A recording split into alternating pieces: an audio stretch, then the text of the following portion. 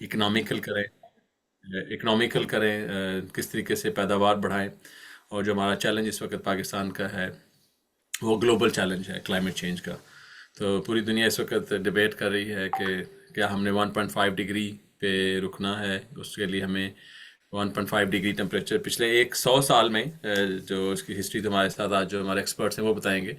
तो आज हमारे साथ मौजूद मेहमान हैं डॉक्टर आरिफ गहीर साहब। आप डायरेक्टर भी हैं और पॉलिसी को भी देखते हैं। जो गवर्नमेंट ऑफ पाकिस्तान का जो सेंटर फॉर क्लाइमेट चेंज की रिसर्च है उसको देखते हैं, हमारे साथ वो मौजूद हैं। और दूसरा हमारे साथ आरिफ अलाउद्दीन साहब, बड़े माया नाज पॉलिसी मेकर भी रहे हैं पाकिस्तान में। इंजीनियरिंग, सॉरी, अपने जो रिन्यूएबल एनर्जी उसके बोर्ड के चेयरमैन रहे हैं पाकिस्तान में। एंड माशाल्लाह now he is working and leading on एक कार्बन का एक प्रोग्राम है कनाडा से, तो उसको लीड करते हैं। तो वो हमारे साथ मौजूद हैं। और हमारे सावी के जो कोऑर्डिनेटर हैं हाजी मोहम्मद, वो भी मौजूद हैं। फिर हमारे साथ, चूँकि आज का जो प्रोग्राम, इसका मकसद ये था कि चूँकि मौसमी तब्दीलियाँ आ रही हैं, उन मौसमी तब्दीलियों को हम रोक तो नहीं सकते लेकिन स्लो कर सकते हैं। तो स्लो करने के लिए हमें जो सबसे जिस पे दुनिया एग्री हुई है वो उसे कहते हैं कि हमने अपनी जो ग्रीन हाउस गैसेस हैं, जो ज़मीन से भी निकलती हैं, हमारी ट्रैक्टर से निकलती हैं, हमारी कार से निकलती हैं, कार्बन डाइऑक्साइड है, हमारे घरों से निकलती हैं। तो और चूँकि ज़राअत जो है तकरीबन रफली तकरीबन 25% या इसके लगभग जो है उसकी कंट्रीब्यूशन है सारी ग्रीन हाउस गैस एमिशन में। एग्जैक्ट नंबर्स अभी आरिफ साहब बताएंगे। तो मैं, मेरे ख्याल में इसी के साथ यहाँ पर रोकता हूँ और मैं दावत देता हूँ आरिफ गहीर साहब को कि वो आज हमें इस बारे में रोशनास कराएं कि कार्बन एमिशंस क्या हैं और पाकिस्तान इस वक्त दुनिया में किस जगह पर खड़ा है। जी, वेलकम डॉक्टर आरिफ गहीर साहब, शुक्रिया जी। बहुत शुक्रिया डॉक्टर साहब for inviting me to this forum. पहला मौका है, इससे पहले भी 3-4 दफा आप मुझे इनवाइट कर चुके हैं, लेकिन मैं खातर खा आपकी इन इनविटेशंस में हिस्सादारी नहीं डाल सका। माजरत, लेकिन आज मेरा जहन पे एक बोझ था कि इतनी दफा आप कह चुके हैं, तो I must have to attend this event. जब हम ज़राअत की बात करते हैं जी, तो हमारा ख्याल जो है वो फौरन मौसम की तरफ जाता है। वो वेदर हो, वो सीजन हो, या क्लाइमेट चेंज हो। पिछले कुछ सालों से आपने ये देखा है कि जो मौसमियाती तब्दीलियां हैं उसमें बहुत शिद्दत आ गई है। टेम्परेचर्स के सिलसिले सारे अब्रप्ट हो गए हैं। इस साल की मिसाल अगर ले लें तो अप्रैल में आप देखें कि एक्स्ट्रा ऑर्डिनरी कूलिंग अप्रैल रहा। लेकिन डिस्पाइट द फैक्ट कि इस साल को कहा जा रहा था कि एल नीनो नेगेटिव फेज में चला गया और we are entering into the La Nina phase, and no one was expecting the heat wave in June. लेकिन जून में आपने देखा कि फील लाइक इंडेक्स जो है वो 60 को टच करने लगे। तो इन चीज़ों का असर जो है वो ज़राअत पे होता है। बहुत सारे ज़राअत के लोग इस सावी फोरम में हैं और वो जानते हैं कि उसके जो असरात हैं क्लाइमेट चेंज के, वो ज़राअत को बहुत ज़्यादा हद तक मुतासर करते हैं। उसकी पैदावार की कमी की सूरत में कीड़ों के जो है नुकसानदेह कीड़ों का जो अमल है वो शुरू हो जाता है, जिससे पौधों का नुकसान हो जाता है। क्रॉप की ग्रोथ स्टेजेस जो होती हैं उनके ऊपर ये जो बेमौसमी बारिशें और हाई टेम्परेचर्स और लो टेम्परेचर जो हैं वो उसको अफेक्ट करते हैं। और पिछले कई सालों से हम पाकिस्तान में ये जो है चीज़ें अपनी आंखों से देख रहे हैं, देख चुके हैं। और ये चीज़ें मुस्तकबिल करीब में ज़्यादा शिद्दत से बढ़ेंगी, साइंस ये कहती है। और ये बेसिकली 3 ड्राइवर्स हैं इसके, अगर आप देखें क्लाइमेट चेंज के। बुनियादी तौर पे तो ये ग्रीन हाउस गैसेस जो हैं उनका अखराज है, जो फॉसल फ्यूल से है, जो हम मादनियाती तेल जलाते हैं उससे, इंडस्ट्री के लिए, अपनी कारों के लिए, या फिर अपनी ज़राअत के लिए। इसी तरीके से लैंड यूज चेंज जो है, जो हम ज़राअत की जो आप ये कह लें कि ऑपरेशंस करते हैं, उससे भी ये ग्रीन हाउस गैस एमिशन जो हैं वो जनरेट होती हैं। आज तक तो हमने पब्लिक में बात यही की है कि क्लाइमेट चेंज यानी मौसमियाती तब्दीलियां ज़राअत को मुतासर करती हैं, लेकिन बहुत कम फोरम पे ये बात हुई है कि ज़राअत की जो प्रैक्टिसेस हैं, हमारी जो आदात हैं, जो ऑपरेशंस हम करते हैं वो बजाते खुद क्लाइमेट चेंज की में एक अच्छा खासा शेयर अदा करते हैं। अभी डॉक्टर खालिद साहब ने कहा कि एक चौथाई का हिस्सा तकरीबन जो है वो global green house gas emissions में ज़राअत का है, लेकिन अगर मैं पाकिस्तान के दादोशुमार अपने आपके सामने रखूं तो हमारी जो 2018 की जो ग्रीन हाउस गैस इन्वेंट्री है, जो मेरा अदारा बनाता है, मैं कोऑर्डिनेटर हूँ उसका, तो वो ये कहती है कि हमारी तकरीबन 46% हिस्सा ज़राअत का है इन ग्रीन हाउस गैसेस के अखराज में। वो गैसेस कौन कौन सी हैं? कार्बन डाइऑक्साइड है, जो कि शाखों को, ब्रांचेस को जलाने से जो है वो निकलती है।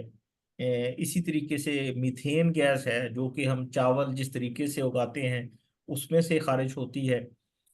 लाइव स्टॉक जो है उससे खारिज होती है।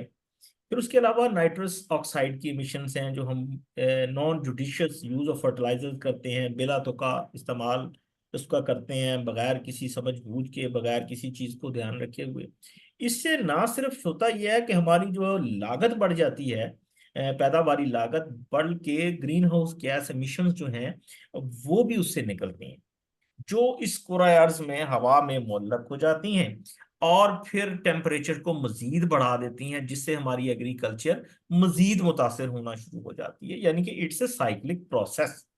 इस सर्कल को ब्रेक कैसे करना है, इन एमिशंस को रिड्यूस कैसे करना है, इसके ऊपर ये आज की मीटिंग जो है डॉक्टर खालिद साहब ने, सावी ने रखी है कि ये क्या क्या तरजीहात हो सकती हैं क्लाइमेट चेंज से निपटने की। एक तरजीह तो जो आप जानते हैं वो अडेप्टेशन है, यानी मुवाफकत, बदलते हुए मौसमी हालात में अपनी ज़राअत को सरवाइव कराना।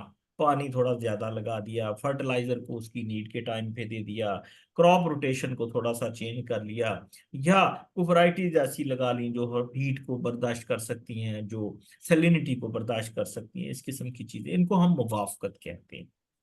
दूसरी जो तरजीह होती है क्लाइमेट चेंज के लिए, उसे हम कहते हैं तदारुक। किसी तरीके से उन गैसेस के अखराज को जो हमारे ऑपरेशन से और बिलखसूस हमारे ज़रूरी ऑपरेशन से जो है वो रिलीज होती हैं, उनको रोका जा सके, उनके अखराज को कंट्रोल किया जा सके। मिसाल के तौर पे अगर हम जो राइस की कल्टीवेशन है वो ड्राई सीडिंग पे करें या अल्टरनेट वेटिंग एंड ड्राइंग के ऊपर करें, इस तरीके से हम मीथेन के अखराज को रोक सकते हैं। अगर हम खादों का इस्तेमाल सिर्फ और सिर्फ ज़रूरत के वक्त करें और उसकी फर्टिलाइजर यूज एफिशिएंसी बढ़ाएं, तो ना सिर्फ उससे पैसे की बचत होगी बल्कि पैदावार भी बढ़ेगी, और जो गैसेस जो खारिज होती हैं, जो नाइट्रिफिकेशन के प्रोसेस से खारिज होती हैं, वो भी कंट्रोल होनी शुरू हो जाएंगी। तो इन चीज़ों को हम तदारुक का नाम देते हैं, मिटिगेशन का नाम देते हैं। अब बेनिफिट्स क्या हैं?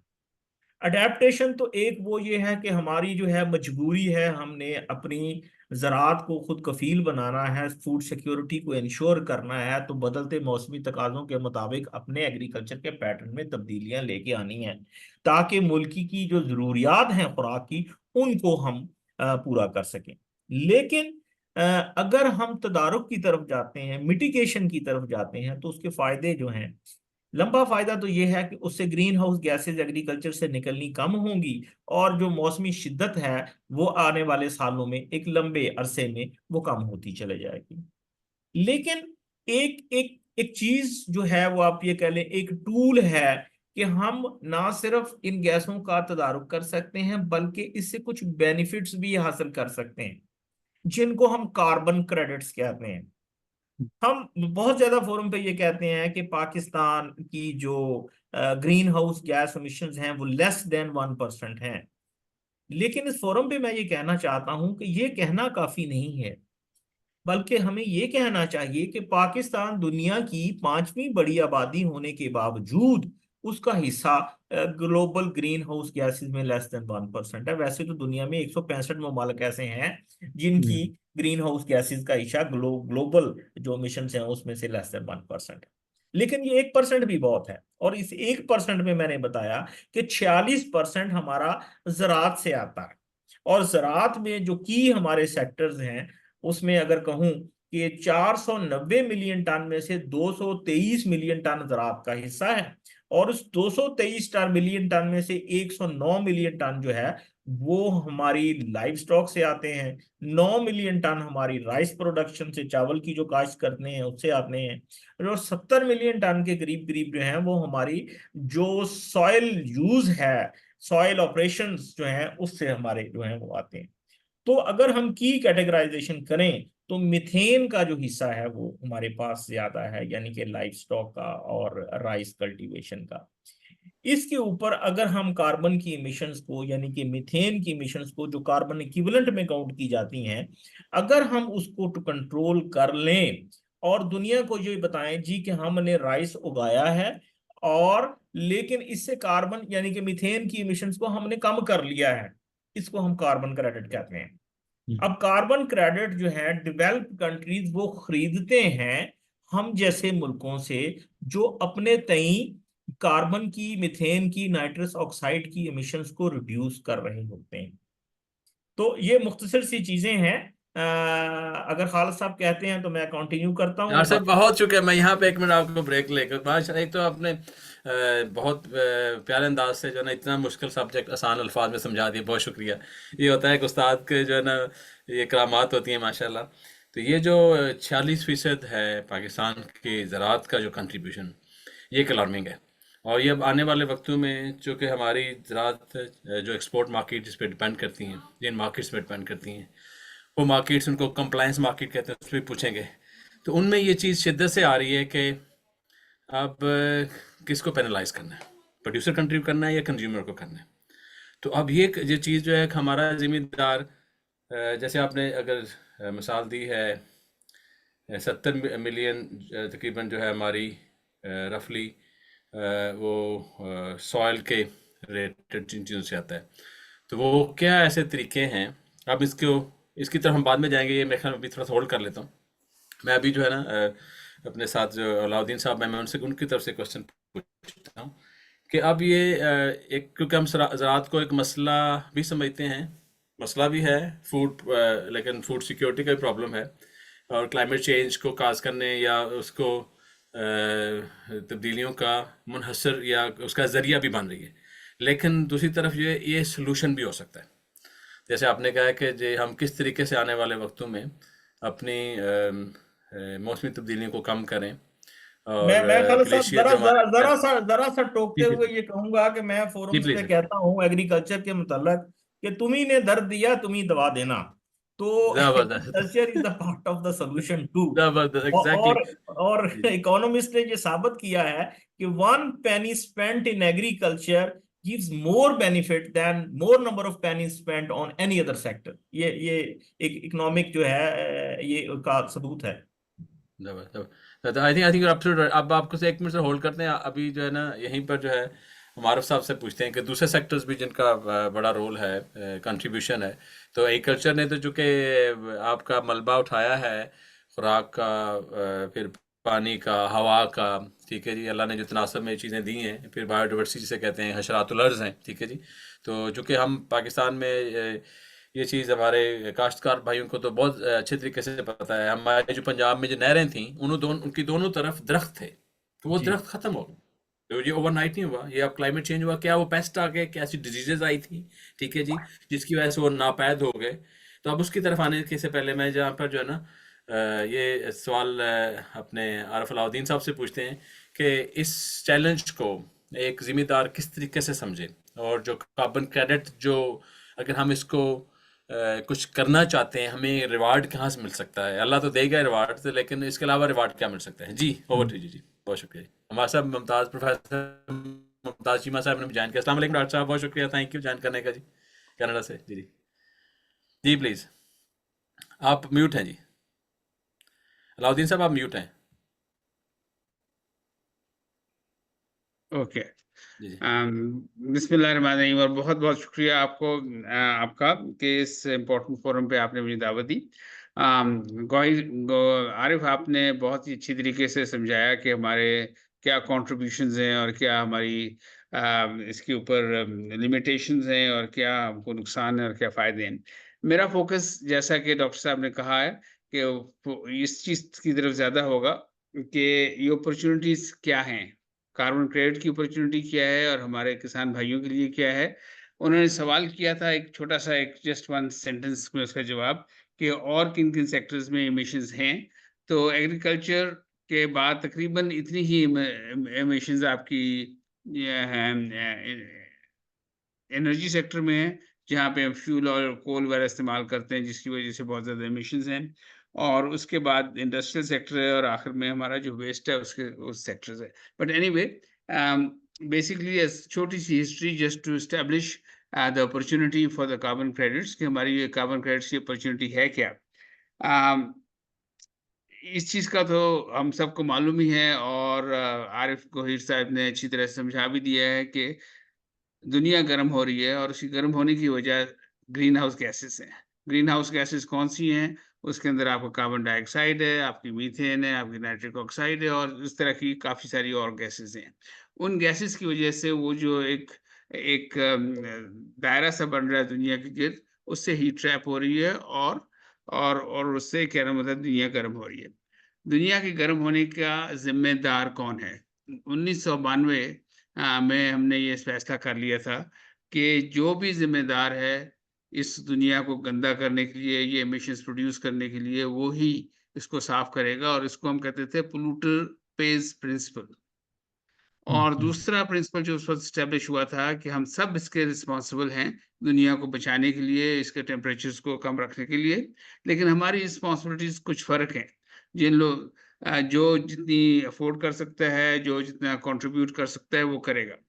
अब एक कार्बन का एमिशंस जो निकलता है, कहाँ से निकलता है? जैसा कि आरिफ गोहीर साहब ने बताया कि आप जब फ्यूल इस्तेमाल करते हैं, कोई आग जलाते हैं, कोई आपकी चीज़ सड़ती है, कोई मीथेन की एमिशंस होती हैं, एग्रीकल्चर की एमिशंस होती हैं, वो सारी एमिशंस हैं और वो हमने क्वांटिफ़ाई किया हुआ है in terms of carbon. Carbon जो आपका आज प्रोड्यूस होगा या किसी वक़्त प्रोड्यूस होता है, उसको 2 ढाई 100 साल लगते हैं डिसॉल्व होने के। तो पिछले 2 ढाई सौ सालों में किसने ज़्यादा एमिशंस प्रोड्यूस किए जिसकी वज़ह से आज दुनिया को इस चैलेंज का सामना है। तो जो कंट्रीज़ थी जिन्होंने ज़्यादा प्रोड्यूस किए वो सारा यूरोप था, अमेरिका था, कनाडा था, ऑस्ट्रेलिया था, जापान था। तो उनको उन्होंने ग्रुप कर दिया एज़ एनेक्स ए कंट्रीज़। ये है क्योटो प्रोटोकॉल की बात है 1995 की।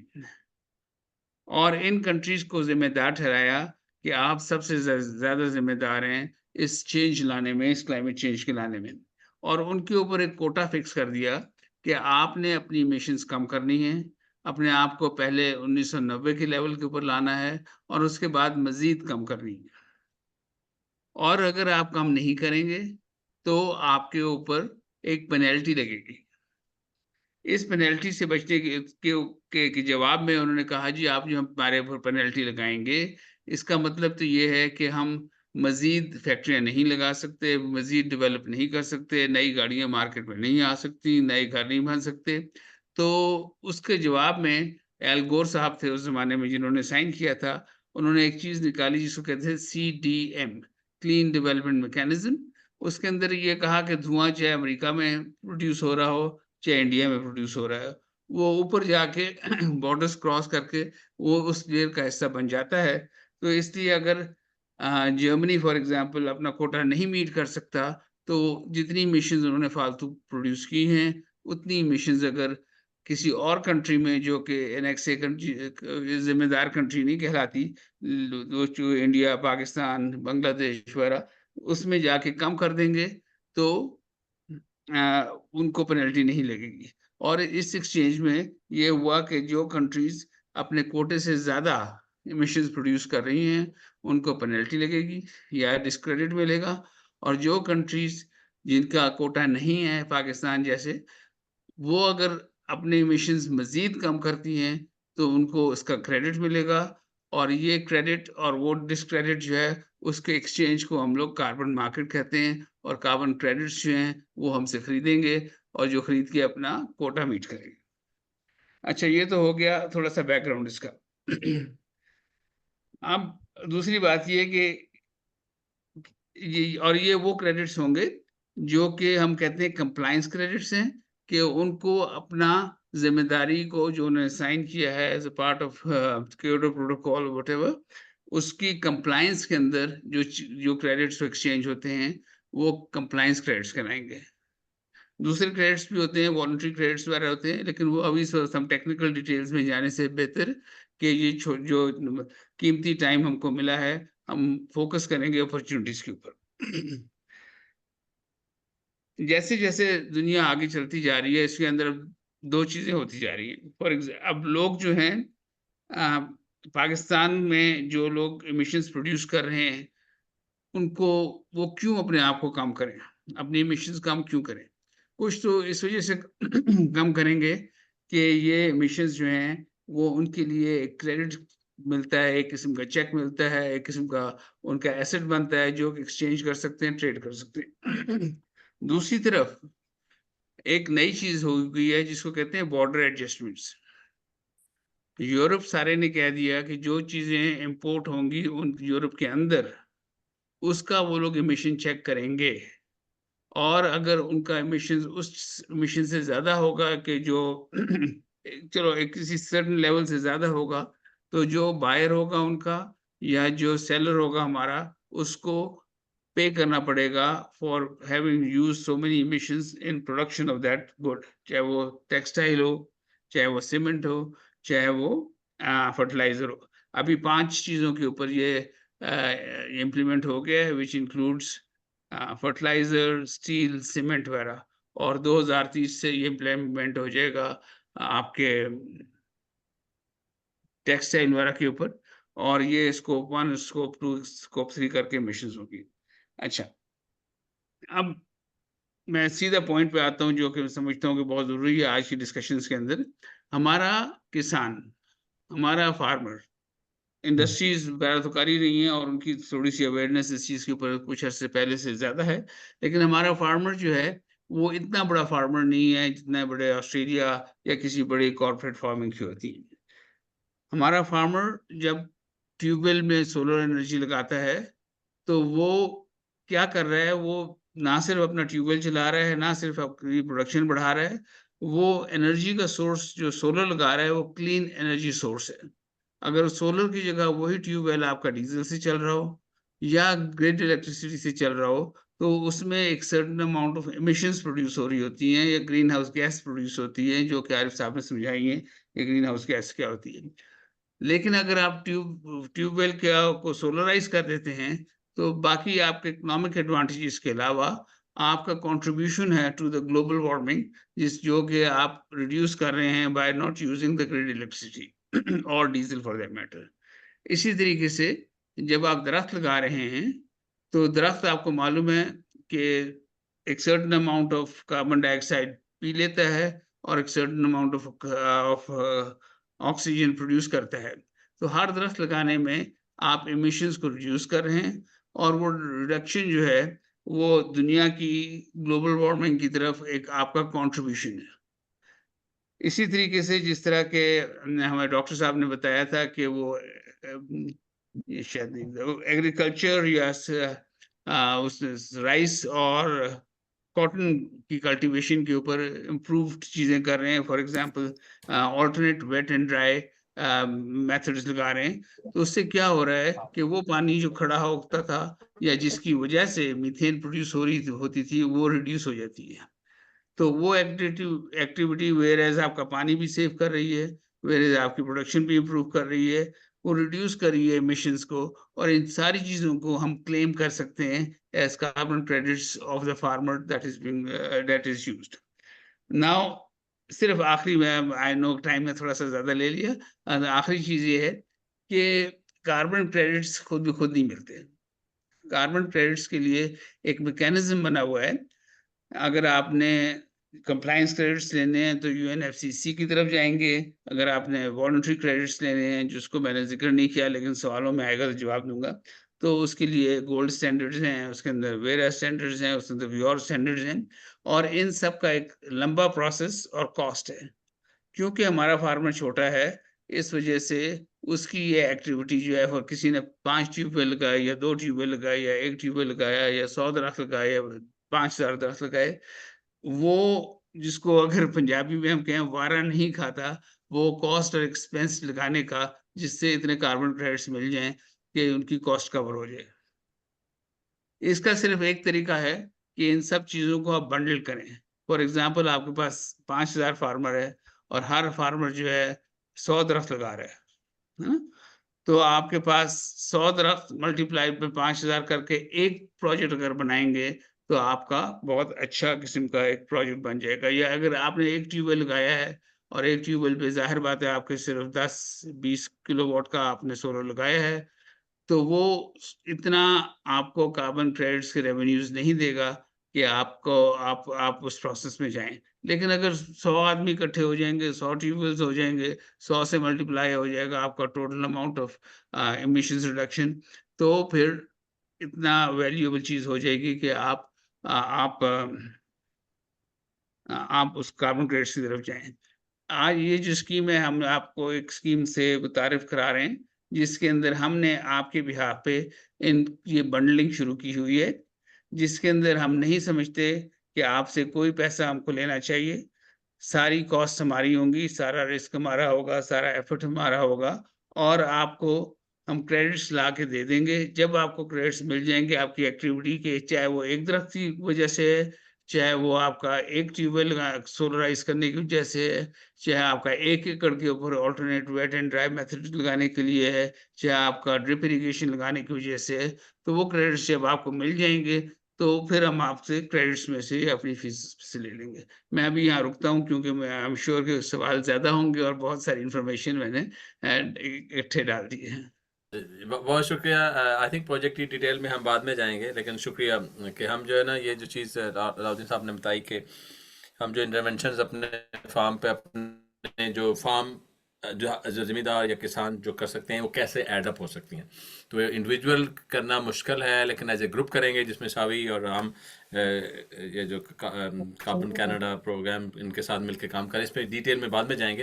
लेकिन मैं आरिफ साहब से एक क्वेश्चन फिर पूछना चाह रहा हूँ।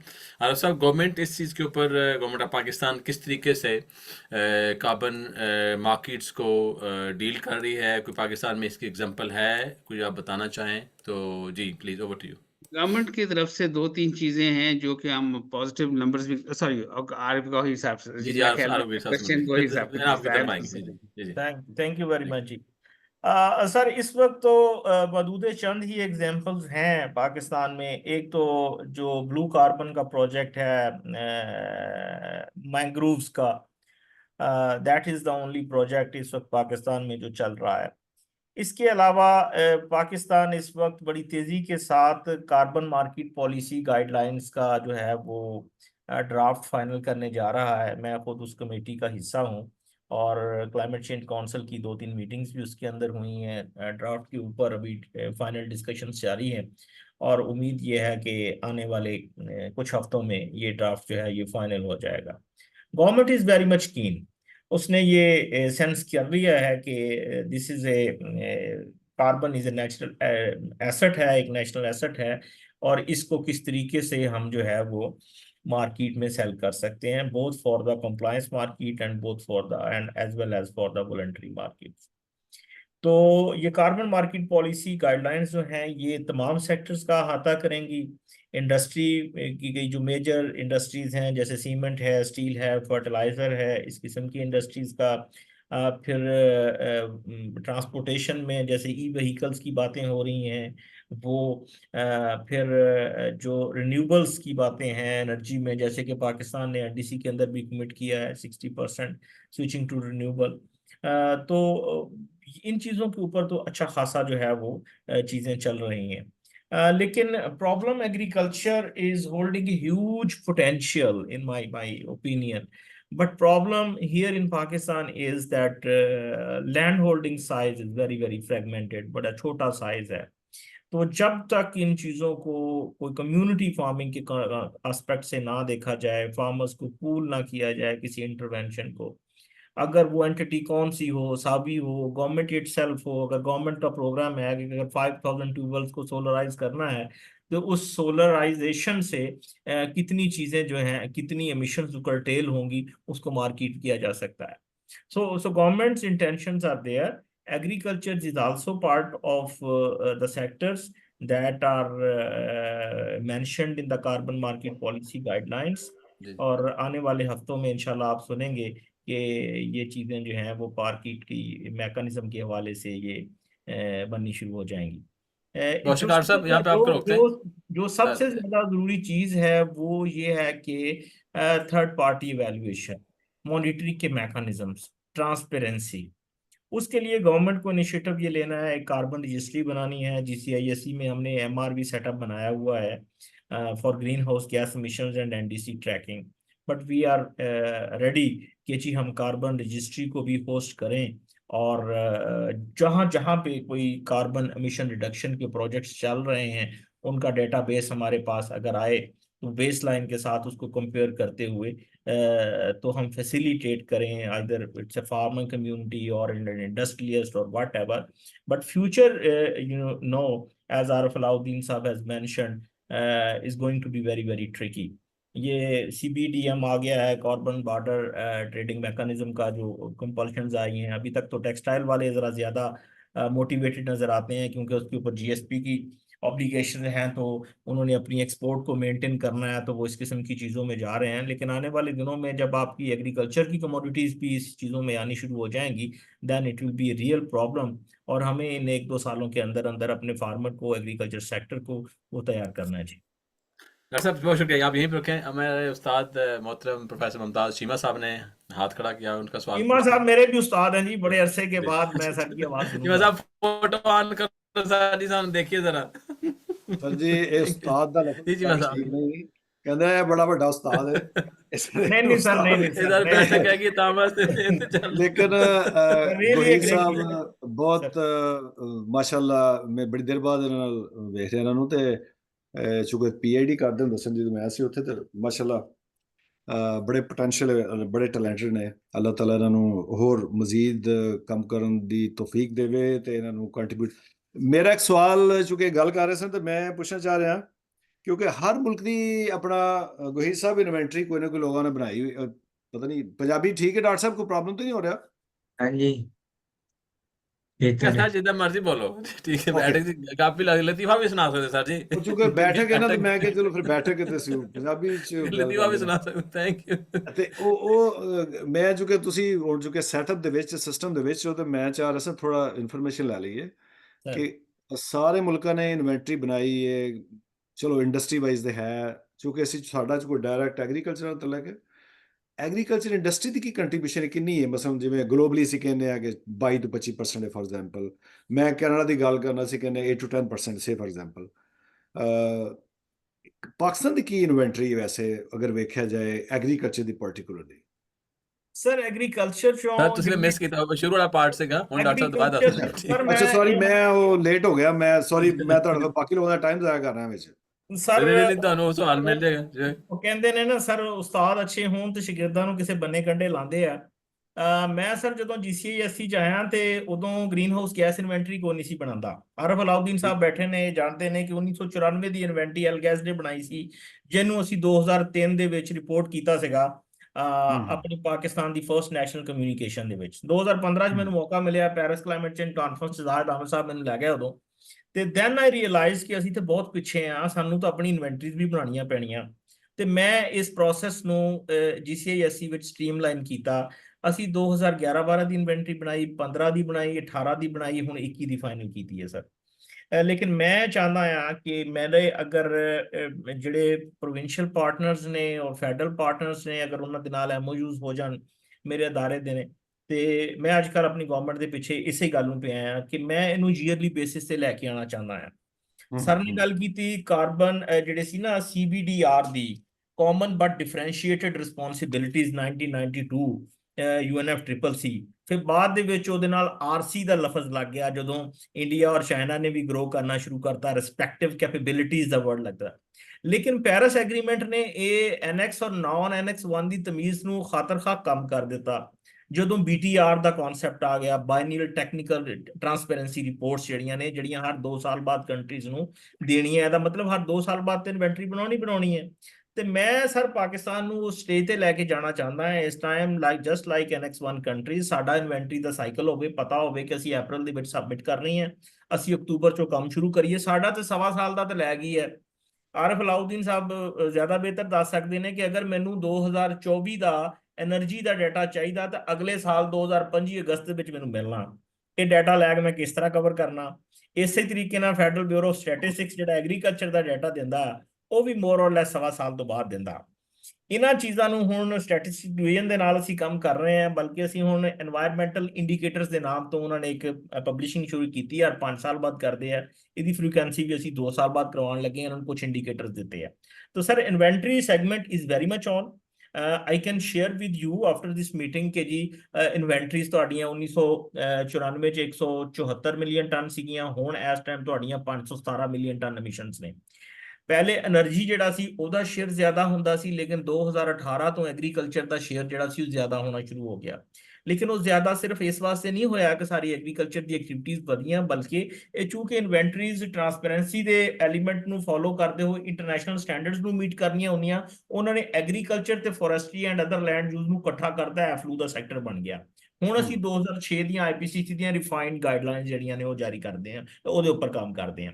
तो एफलू के वजन की वजह तो अगर मैं 2018 ਚ 490 ਮਿਲੀਅਨ ਟਨ ਐਮਿਸ਼ਨ ਸੀਗੀਆਂ, ਉਹਨਾਂ ਚੋਂ 223 ਮਿਲੀਅਨ ਟਨ ਐਫਲੂ ਚ ਸੀਗੀਆਂ, ਤੇ ਉਹਦੇ ਵਿੱਚੋਂ ਮੈਂ ਅਗਰ ਫੋਰੈਸਟਰੀ ਐਂਡ ਲੈਂਡ ਯੂਜ਼ ਨੂੰ ਕੱਢ ਦਿਆਂ ਤੇ 199 ਮਿਲੀਅਨ ਟਨ ਰਹਿ ਗਈਆਂ। ਹੁਣ ਅਗਰ 2021 ਮੈਂ ਅਸਲ ਜੋ ਤੁਸੀਂ ਜ਼ਰਾ ਜ਼ਾਹਰ ਤੁਸੀਂ ਓਵਰ ਬਿਗ ਪਿਕਚਰ ਵੇਖਦੇ ਹੋ ਨਾ ਜੀ, ਮੈਂ ਜ਼ਰਾ ਇਹ ਵੇਖ ਰਿਹਾ ਕਿ ਐਗਰੀਕਲਚਰ ਅਗਰ ਅਸੀਂ ਪਾਕਿਸਤਾਨ ਦੇ ਪਰਸਪੈਕਟਿਵ ਵਿੱਚ ਕਰੀਏ ਤੇ ਐਗਰੀਕਲਚਰ ਦਾ ਕਿੰਨੇ % ਕੰਟਰੀਬਿਊਸ਼ਨ ਹੈ? ਸਰ 46% ਹੈ ਪ੍ਰੋਡਕਸ਼ਨ ਚ। ਅਗਰ ਹੁਣ ਐਗਰੀਕਲਚਰ ਰਿਲੇਟਡ ਇੰਡਸਟਰੀ ਦੀ ਵੀ ਚਲੀ ਜਾਈਏ, ਜਿਹੜੀ ਇੰਡਸਟਰੀ ਵਿੱਚ ਰਿਲੇਟ ਹੁੰਦੀ ਹੈ ਜਾ ਕੇ ਉਹਨੂੰ ਮੈਂ ਇੰਡਸਟਰੀ ਚ ਰੱਖਣਾ ਵਾ, ਉਹਨੂੰ ਮੈਂ ਇੰਡਸਟਰੀ ਚ ਰੱਖਣਾ, ਕਿਉਂਕਿ ਡਾਇਰੈਕਟ ਐਮਿਸ਼ਨ ਜਿਹੜੀ ਹੈ ਨਾ ਐਗਰੀਕਲਚਰ ਦੀ ਅਸੀਂ ਉਹਦੀ ਫਾਰਮ ਤੋਂ ਆਉਂਦੀਆਂ ਨੇ, ਜਿਹੜੀਆਂ ਜ਼ਮੀਨ ਤੋਂ ਆਉਂਦੀਆਂ ਨੇ, ਉਹ 46% ਸ਼ੇਅਰ ਹੈ ਸਰ, 46% ਸ਼ੇਅਰ ਹੈ ਜੀ ਸਰ। ਅੱਜ ਦਾ ਜੋ ਕਿ ਜ਼ਿਮੀਦਾਰ ਦੇਖਦੇ ਨੇ, ਅਸੀਂ ਅੰਗਰੇਜ਼ੀ ਦੀਆਂ ਟਰਮੀਨੋਲੋਜੀ ਘੱਟ ਇਸਤੇਮਾਲ ਕਰਨੀਆਂ ਨੇ, ਸੌਰੀ ਫਿਰ ਮੈਂ ਉਹੀ ਕਹਿੰਦਾ, ਅਸੀਂ ਇਹਨਾਂ ਘੱਟ 46%, ਕਿਉਂਕਿ ਜ਼ਿਮੀਦਾਰ ਨੂੰ ਪਤਾ ਹੈ ਕਿ ਜਦੋਂ ਯੂਰੀਆ ਦਾ ਬੈਗ ਲੈਣ ਜਾਂਦੇ ਉਹ ਕਹਿੰਦੇ 46% ਵਿੱਚ ਨਾਈਟ੍ਰੋਜਨ ਹੈ, ਉਹ ਨਾਈਟਰਸ ਆਕਸਾਈਡ ਹੀ ਜਾ ਕੇ ਬਣਾਉਂਦਾ ਹੈ। ਠੀਕ ਹੈ ਜੀ, ਨਾਈਟਰਸ ਆਕਸਾਈਡ ਬਣਾਉਂਦਾ ਹੈ, ਨਾਈਟ੍ਰੇਟ ਮਿਥੇਨ ਪਲੇਜ ਤੇ ਕੰਮ ਕਰ ਰਹੇ ਆ, ਨਾਈਟ੍ਰੋਜਨ ਐਫੀਕੇਸੀ ਦੇ ਉੱਤੇ ਕੰਮ ਕਰ ਰਹੇ ਆ, ਨਾਈਟ੍ਰੋਜਨ ਜ਼ੀਰੋ ਦਾ ਪ੍ਰੋਗਰਾਮ ਇੱਕ ਚੱਲ ਰਿਹਾ ਪਾਕਿਸਤਾਨ ਦੇ ਵਿੱਚ, ਐਗਰੀਕਲਚਰ ਯੂਨੀਵਰਸਿਟੀ ਨੂੰ ਉਹ ਸੋਇਲ ਸਾਇੰਸ ਵਾਲੇ ਗਰੁੱਪ ਨੂੰ ਵੀ ਇਨਵੋਲਵ ਕੀਤਾ ਹੈ ਸਰ ਅਸੀਂ ਇਹਦੇ ਵਿੱਚ। ਇਹ ਕਿੱਥੇ ਸਾਰੇ ਕੰਮ ਚੱਲਦੇ ਨੇ, ਸਾਨੂੰ ਕੋਈ ਪਤਾ ਹੀ ਨਹੀਂ ਚੱਲਦਾ ਕਿੱਥੇ ਕੰਮ ਚੱਲਦੇ ਹੁੰਦੇ ਨੇ ਐਗਰੀਕਲਚਰ। ਸਰ ਤੁਸੀਂ ਜ਼ੀਰੋ ਦੇ ਵਿੱਚ ਹੋ ਰਿਹਾ ਕੋਈ ਵੇਖੋ ਨਾ, ਇਹ ਕੰਮ ਜਿਹੜੇ ਤੁਸੀਂ ਕਹਿ ਰਹੇ ਤੇ ਬੜੇ ਵੱਡੇ ਕੰਮ ਨੇ, ਲੇਕਿਨ ਕੋਈ ਨਜ਼ਰ ਨਹੀਂ, ਕੋਈ ਰਿਪੋਰਟ, ਕੋਈ ਗੁਫ਼ਤਗੂ ਕਿਤਲੇ, ਕੋਈ ਮਸਲ ਨਾਈਟ੍ਰੋਜਨ ਐਫੀਸ਼ੀਐਂਸੀ ਅਗਰ ਗੱਲ ਹੋ ਰਹੀ ਹੈ ਜਾਂ ਨਾਈਟ੍ਰੋਜਨ ਜ਼ੀਰੋ ਤੇ ਹੋ ਰਿਹਾ, ਤੇ ਕੋਈ ਜਿਹੜੇ ਸਾਡੇ ਸਾਇੰਟਿਸਟ ਨੇ ਉਹ ਡਾਕਟਰ ਵਕੀਲ ਸਾਹਿਬ ਕਿੱਥੇ ਨੇ ਜੀ? ਅੱਜ ਡਾਕਟਰ ਸਾਹਿਬ ਆ ਗਏ ਜੀ, ਤੁਸੀਂ ਨਾਲ ਲਿਆ, ਡਾਕਟਰ ਸਾਹਿਬ ਆ ਗਏ ਨੇ। ਡਾਕਟਰ ਸਾਹਿਬ ਵੈਲਕਮ ਸਰ। ਅਸੀਂ ਤੁਹਾਡੇ ਕੋਲ ਪੁੱਛਣਾ ਚਾਹੁੰਦੇ ਸੀ ਡਾਕਟਰ ਤਾਰਕ ਅਜ਼ੀਜ਼ ਇਹ ਨਾਈਟ੍ਰੋਜਨ ਦੇ ਕੰਮ ਕਰਦੇ ਨੇ ਤੇ ਇਹਨਾਂ ਦਾ ਵਿੱਚ ਹੋਣਾ ਬੜਾ ਜ਼ਰੂਰੀ ਹੈ ਜੀ। ਡਾਕਟਰ ਵਕੀਲ ਸਾਹਿਬ ਆ ਗਏ ਸਰ ਜੀ। ਡਾਕਟਰ ਸਾਹਿਬ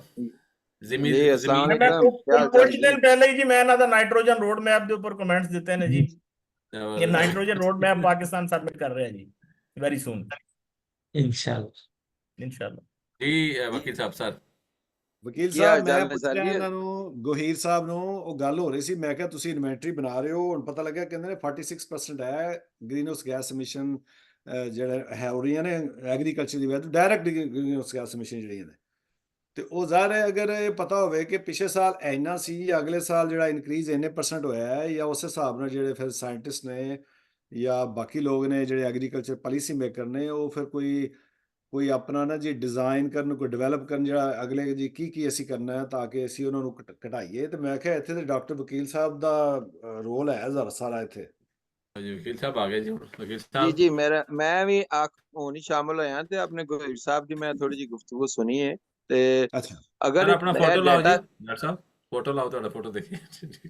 ਉਹ ਅਸਲ ਤੋਂ ਨਾ ਮੈਂ ਮੋਬਾਈਲ ਤੋਂ ਹੀ ਆ ਤੇ ਚਲੋ ਕੋਈ ਨਹੀਂ, ਵੇਖੋ ਨਾ ਤੇ ਉਹ ਮੈਂ ਇਹ ਕਹਿ ਰਿਹਾ ਸੀ ਕਿ ਅਗਰ ਗੋਹੀਰ ਸਾਹਿਬ ਕੋਲ ਡਾਟਾ ਹੈ ਤੇ ਅਸੀਂ ਕਿਉਂ ਨਾ ਰਲ ਕੇ ਉਸ ਡਾਟੇ ਨੂੰ ਅਸੀਂ ਐਨਾਲਾਈਜ਼ ਕਰਕੇ ਦੇਖੀਏ ਕਿ ਕੀ ਰੀਜ਼ਨ ਨੇ, ਅਗਰ ਵੱਧ ਰਹੀਆਂ ਨੇ ਐਮਿਸ਼ਨਸ ਤੇ ਉਹਦੀ ਕੀ ਰੀਜ਼ਨਸ ਨੇ, ਉਹਦੇ ਸਾਡੀ ਐਗਰੀਕਲਚਰ ਜੋ ਏਰੀਆ ਉਹ ਵਧਿਆ ਜਾਂ ਸਾਡੀ ਕ੍ਰਾਪ ਡਾਇਨਾਮਿਕਸ ਚੇਂਜ ਹੋਏ ਨੇ, ਜਾਂ ਸਾਡੀਆਂ ਜਿਹੜੀਆਂ ਇਨਪੁਟਸ ਨੇ ਉਹਦੇ 'ਚ ਕੋਈ ਫਰਕ ਪਿਆ, ਤੇ ਉਹ ਅਸੀਂ ਉਹਨੂੰ ਰਿਲੇਟ ਕਰਕੇ ਕੋਈ ਐਨਾਲਿਸਿਸ ਕਰਕੇ ਅਸੀਂ ਉਹਨੂੰ ਪਬਲਿਸ਼ ਵੀ ਕਰ ਸਕਦੇ ਹਾਂ, ਜਿਹੜਾ ਇੱਕ ਡਾਕੂਮੈਂਟ ਵੀ ਬਣ ਸਕਦਾ ਹੈ ਪਾਲਿਸੀ ਮੇਕਰਸ ਵਾਸਤੇ, ਅਗਰ ਤੇ ਉਹ ਇਸ ਤੇ ਐਗਰੀ ਨੇ ਤੇ ਅਸੀਂ ਇਸ ਤੇ ਕੰਮ ਕਰ ਸਕਦੇ ਹਾਂ।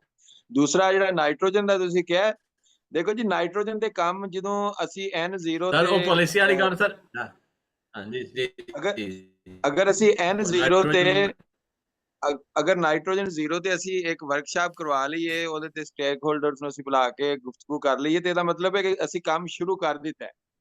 ਤੇ ਅਸੀਂ ਕਹਿ ਸਕਦੇ ਹਾਂ ਨਾ ਕਿ ਅਸੀਂ ਉਹਦੇ ਤੇ ਕੰਮ ਕਰ ਰਹੇ ਹਾਂ। ਉਸ ਤੋਂ ਕਿ ਬਾਅਦ ਡਾਕਟਰ ਅੱਗੇ ਸਾਹਿਬ ਕਿੰਨਾ ਕੰਮ ਹੋਇਆ ਇਹ ਤਾਂ ਡਾਕਟਰ ਬਾਅਦ ਦੀ ਸਾਹਿਬ ਗੱਲ ਹੈ। ਮੇਰੇ ਵਰਗੇ ਬੰਦੇ ਨੂੰ ਇਹ ਨਹੀਂ ਪਤਾ N0 ਕੀ ਹੈ, ਤੇ ਜ਼ਰਾ N0 ਤੇ ਦੱਸ ਦਿਓ। ਇਹ ਜ਼ਿਮੀਦਾਰਾਂ ਵਾਸਤੇ ਪ੍ਰੋਗਰਾਮ ਹੈ। ਦੱਸੋ ਕਿ ਜ਼ਿਮੀਦਾਰਾਂ ਦੀ ਜਿਹੜੀ ਖੇਤ ਚੋਂ ਮਿਸ਼ਨ ਕਿੱਥੋਂ ਹੁੰਦੀ ਹੈ, ਉਹਦੀ ਮਿਸ਼ਨ ਕਿੱਥੋਂ, ਉਹਦੇ ਹਲ ਵਾਹਣ ਨਾਲ ਦੱਬ ਕੇ ਵਾਹਣ, ਹਲ ਨਾਲ ਹੁੰਦੀ, ਪਾਣੀ ਨਾਲ ਹੁੰਦੀ, ਖਾਦ ਨਾਲ ਹੁੰਦੀ, ਤੇ ਜ਼ਰਾ ਇਹਨੂੰ ਜ਼ਰਾ ਅਨਲੇਅਰ ਕਰੋ ਸਰ, ਠੀਕ ਹੈ। ਫਿਰ ਤੁਸੀਂ N0 ਵੀ ਦੱਸ ਦੇਣਾ ਮੈਨੂੰ। N0 ਤੇ ਸਰ ਇਹ ਹੀ ਹੈ ਕਿ ਅਸੀਂ ਨਾਈਟ੍ਰੋਜਨ ਜਿਹੜੀ ਹੈ ਉਹ ਦੂਸਰੇ ਸੋਰਸਸ ਤੋਂ ਯੂਜ਼ ਕਰੀਏ, ਅਸੀਂ ਫਰਟੀਲਾਈਜ਼ਰ ਜਿਹੜੀ ਹੈ ਉਹਨੂੰ ਆਸਤਾ ਆਸਤਾ ਉਹਨੂੰ ਅਸੀਂ ਖਤਮ ਕਰੀਏ, ਤਾਂ ਕਿ ਜਿਹੜੀ ਅਸੀਂ ਸਾਡੀ ਜਿਹੜੀ ਨੈਚੁਰਲ ਐਨ ਹੈ ਉਹ ਹੀ ਯੂਜ਼ ਹੋਵੇ, ਨਾ ਕਿ ਅਸੀਂ ਆਰਟੀਫੀਸ਼ੀਅਲੀ ਕੋਈ ਉਹਦੇ 'ਚ ਕੋਈ ਕੰਟੈਮੀਨੇਟ ਕਰੀਏ। N0 ਦੂਸਰਾ ਦਾ ਨਾ ਫਿਰ ਕਹੋ ਤੁਸੀਂ, N0 ਤੇ ਭਾਵੇਂ ਹੋਰ ਸੋਰਸ ਲੋਗ ਰਹੇਗੀ ਤੇ N ਨਹੀਂ ਨਾ ਜੀ ਉਹ। ਜੀ ਉਹਦੇ 'ਚ ਬੇਸਿਕਲੀ ਇਹ ਹੁੰਦਾ ਕਿ ਅਸੀਂ ਫਰਟੀਲਾਈਜ਼ਰ ਨੂੰ ਅਸੀਂ ਜ਼ੀਰੋ ਕਰੀਏ, ਅਸੀਂ ਫਰਟੀਲਾਈਜ਼ਰ ਨਾ ਯੂਜ਼ ਕਰੀਏ, ਨੈਚੁਰਲ ਸੋਰਸਸ ਯੂਜ਼ ਕਰੀਏ। ਕੈਮੀਕਲ ਸੋਰਸ ਰੀਜਨਰੇਟਿਵ ਐਗਰੀਕਲਚਰ ਹੈ। ਆਪਣੇ ਖਾਲਿਦ ਸਾਹਿਬ ਜਿਹੜੇ ਨੇ ਉਹ ਸੈਮੀਨਾਰ ਕਰਵਾ ਰਹੇ ਨੇ, ਰੀਜਨਰੇਟਿਵ ਐਗਰੀਕਲਚਰ ਹੈ। ਫਿਰ ਤੁਸੀਂ ਲੈਗਿਊਮਿਨਸ ਕ੍ਰਾਪਸ ਦਾ ਯੂਜ਼ ਹੈ, ਇਟਲੀ ਦੇ ਵਿੱਚ ਵੀ ਬੜਾ ਵੱਡਾ ਪ੍ਰੋਜੈਕਟ ਚੱਲ ਰਿਹਾ ਲੈਗਿਊਮਸ ਦੇ ਉੱਤੇ, ਤੇ ਉਹ ਸੋਰਸ ਯੂਜ਼ ਕਰਨੇ ਜਿਹੜੇ ਇੰਡੀਆ ਦੇ ਵਿੱਚ ਇੱਕ ਜ਼ੀਰੋ ਦਾ ਉਹ ਇਹਨੂੰ ਯੂਜ਼ ਕਰ ਰਹੇ ਨੇ, ਐਲਜੀ ਤੋਂ ਕੁਝ ਬਣਾ ਰਹੇ ਨੇ ਚੀਜ਼ਾਂ, ਔਰ ਉਹ ਫਾਰਮਰਸ ਨੂੰ ਫਾਰਮ ਤੇ ਉਹਨਾਂ ਨੇ ਡਿਫਰੈਂਟ ਪੌਂਡਸ ਬਣਾਏ ਨੇ ਔਰ ਉਹ ਐਡ ਅਪ ਕਰਵਾ ਰਹੇ ਨੇ। ਠੀਕ ਹੈ ਸਰ। ਆਈ ਥਿੰਕ ਜਿਹੜੀ ਸਰ ਆਸਾਨ ਦੇ ਇੰਟਰਵੈਂਸ਼ਨ ਨੇ, ਅਸੀਂ ਉਹਦੇ ਪਾਸੇ ਵਾਪਸ ਆਵਾਂਗੇ ਨਾ। ਕੋਨੂੰ ਅਸੀਂ ਨਾ ਇੱਕ ਕਹਿੰਦੇ ਨਾ ਅੰਗਰੇਜ਼ੀ 'ਚ ਕੈਰਟ ਐਂਡ ਸਟਿਕ ਕਹਿੰਦੇ ਆ, ਤੇ ਲੇਕਿਨ ਆਪਣਾ ਉਰਦੂ 'ਚ ਪੰਜਾਬੀ ਡਾਕਟਰ ਸਾਹਿਬ ਕੀ ਕਹਿੰਦੇ ਆ ਜੀ, ਮੁਮਤਾਜ਼ ਸਾਹਿਬ? ਕੈਰਟ ਸਟਿਕ ਨੂੰ ਪੰਜਾਬੀ 'ਚ ਕੀ ਕਹਿੰਦੇ ਆ ਜਾਂ ਉਰਦੂ 'ਚ ਕੀ ਕਹਿੰਦੇ? ਸਰ ਜੀ ਕਿਹਨੂੰ ਤਰਜਮੇ ਕੈਰਟ ਐਂਡ ਸਟਿਕ ਜਿਹੜੀ ਹੈਗੀ ਮਾਰ ਔਰ ਪਿਆਰ ਜੀ, ਮਾਰ ਔਰ ਪਿਆਰ, ਮਾਰ ਔਰ ਪਿਆਰ। ਉਹ ਇੱਕ ਲਫ਼ਜ਼ ਪੋਲੀਟੀਸ਼ੀਅਨ ਇਸਤੇਮਾਲ ਕਰਦੇ ਨੇ ਕਿ ਇੱਕ ਹੱਥ ਗਲੇ ਤੇ ਇੱਕ ਪੈਰ ਤੇ। ਤੇ ਅਸੀਂ ਉਹਨਾਂ ਨੂੰ ਕਿਸ ਤਰੀਕੇ ਨਾਲ ਕਨਵਿੰਸ ਕਰੀਏ? ਕਿਉਂਕਿ ਅੱਜ ਜਿਹੜੀ ਨਾ ਅਸੀਂ ਅੱਜ ਲੈ ਕੇ ਆਏ ਕੈਰਟ ਲੈ ਕੇ ਆਏ ਨਾ ਅਲਾਉਦੀਨ ਸਾਹਿਬ, ਕਿਉਂਕਿ ਸਾਵੀ ਚੁੱਕੇ ਜੋ ਸ਼ੁਰੂ ਤੋਂ ਇਹ ਕਹਿ ਸੀ ਕਿ ਅਗਰ ਇੰਟਰਵੈਂਸ਼ਨ ਕਰੀਏ, ਫਾਰਮਰ ਇੰਟਰਵੈਂਸ਼ਨ ਕਰਦਾ ਹੈ, ਜੇ ਅਗਰ ਆਪਣੀ ਜ਼ਮੀਨ ਤੇ ਕੋਈ ਚੀਜ਼ਾਂ ਵੀ ਕਰਦਾ ਹੈ, ਉਹਨੂੰ ਉਹਦਾ ਫਾਇਦਾ ਇੱਕ ਤਾਂ ਆਪਣੀ ਜ਼ਮੀਨ ਵਾਸਤੇ ਹੋਵੇ, ਉਹਦੇ ਸਾਹਮਣੇ ਜੇ ਚੀਜ਼ ਨਜ਼ਰ ਆਉਂਦੀ, ਉਹ ਨਜ਼ਰ ਆਉਂਦਾ ਹੈ ਕਿ ਜੀ ਮੈਨੂੰ ਪੈਸੇ ਬਚੇ ਨੇ ਜਾਂ ਮੇਰੇ ਪੈਸੇ ਵਧੇ ਨੇ, ਠੀਕ ਹੈ ਜੀ, ਮੈਨੂੰ ਕੋਈ ਮਤਲਬ ਹੈ ਕਿ ਆਮਦਨ ਵਧੀ ਹੈ, ਖਰਚੇ ਘੱਟ ਹੋਏ ਨੇ। ਤੇ ਉਹਦੇ ਵਿੱਚ ਅਸੀਂ ਆਪਣੇ ਫਰਟੀਲਾਈਜ਼ਰ ਦੇ ਜੇ ਦੋਸਤ ਨੇ, ਅਸੀਂ ਉਹਨਾਂ ਦੇ ਕੋਈ ਖਿਲਾਫ ਗੱਲ ਨਹੀਂ ਕਰਦੇ ਸੀ, ਕਹਿੰਦੇ ਕਿ किस तरीके ਦੇ ਨਾਲ नाइट्रस ऑक्साइड की एमिशन कितना घट जान। ਉਹਦੇ ਵਾਸਤੇ अलाउद्दीन साहब आप हमें बताइए कि क्या वो तरीके हैं, क्योंकि आप तो जो पूरे वो स्टैंडर्ड्स भी हैं, वो चीज़ें भी हैं, तो वो ज़रा हमें थोड़ा सा 1 by 1 ज़रा बताएं, और फिर हम साइंसदानों से फिर इसके ऊपर और राय लेंगे। जी अलाउद्दीन साहब सॉरी, आपसे तारफ नहीं हुआ, ये जरा थोड़ा सा एग्रीकल्चर पे जरा फोकस करें, क्योंकि ज्यादा लोग एग्रीकल्चर के यहाँ पे कि उसमें कैसे काम किया नहीं, जा आज मैं फोकस कर रहा था एग्रीकल्चर साइड का कार्बन क्रेडिट्स के ऊपर। और जो आप लोग की रिसर्च माशाल्लाह इतनी इन डेप्थ है कि उसके ऊपर तो आप दिनों कई हफ्ते लगा दें तब भी वो खत्म नहीं होगी। But nevertheless coming back to the focus of carbon credits and agriculture, दो चीजें मैं बड़ा, और उसके बाद गवर्नमेंट पॉलिसी के ऊपर भी एक आधे सवाल हुए थे, और आरएम कॉफी साहब ने बड़े डिटेल में बताए चीजें जीवा साहब के आने से थोड़ा पहले। तो दो बातें बड़ा क्लियर है, और वो पॉलिसी के अंदर भी आरिफ साहब को भी मैं रिमाइंड करा रहा हूँ कि कार्बन क्रेडिट जो है वो बिलोंग करता है उस आदमी को जिसके एफर्ट से, जिसकी इन्वेस्टमेंट से, जिसकी वजह से कार्बन एमिशंस या इसका इक्विवेलेंट ना, carbon is just a standard जिसके अंदर मीथेन भी है, जिसके अंदर नाइट्रिक ऑक्साइड भी है, जिसके अंदर क्लोरोफ्लोरोकार्बन्स भी हैं, इसके अंदर बहुत सारी चीज, उस आदमी की एक्शन से, उस आदमी की एक्टिविटी से, उस आदमी की इन्वेस्टमेंट से वो आपने मिटिगेट किया है, किसी तरीके से वो गैस कम कर दिए। अच्छा, वो जो मैंने जो मिसाल दी थी, आपके क्या नाम होता है, सिर्फ ट्यूबवेल को आपने सोलराइज किया, तो आपने वो एनर्जी जो आपने किसी और गंदे सोर्स फ्यूल से बनानी थी, वो डीजल हो सकता था, वो ग्रिड के ऊपर से ले सकते थे, और ग्रिड की एनर्जी जो है वो इतनी साफ नहीं है जितनी सोलर की है, बिकॉज ग्रिड के अंदर ठीक है हाइड्रोस क्लीन एनर्जी आ रही है, लेकिन उसके कॉम्बिनेशन में आपका कोल भी है और इसमें फ्यूल ऑयल भी है और डीजल भी है और फर्क किस्म के फ्यूल्स हैं, जिसकी वजह से वो इतनी साफ नहीं है जितना कि प्योर सोलर है या प्योर विंड है या प्योर हाइड्रोजन। अच्छा तो अब ये है कि क्रेडिट उसका है जिसने सोलर ट्यूबवेल लगाया, ये गवर्नमेंट का नहीं है।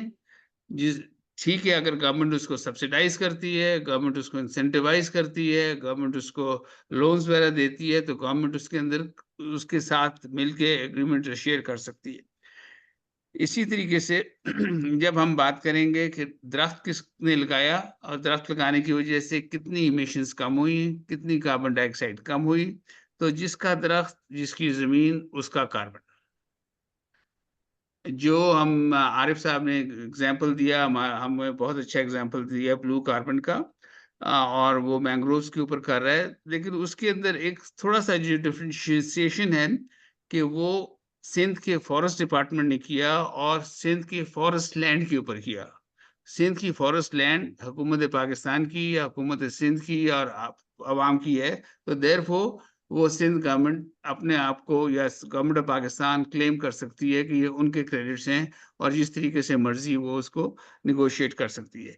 लेकिन हम अब फार्मर के ऊपर आ जाते हैं, तो फार्मर बहुत से अच्छे काम कर रहे हैं, जिसका उनको सिर्फ इकोनॉमिक एडवांटेज तो नजर आ रहा है। फॉर एग्जाम्पल, अगर कोई ड्रिप इरिगेशन लगा लेता है, जिसकी वजह से एक के पानी बचता है, जिसकी वजह से उनकी क्रॉप्स जो हैं बेहतर प्रोडक्शन होती है, जिसकी वजह से आपकी मीथेन एमिशंस कम होती हैं, तो उसको जब आप अकाउंट फॉर करते हैं, तो उस फार्मर जिसने ये काम किया है उसके क्रेडिट्स बनते हैं।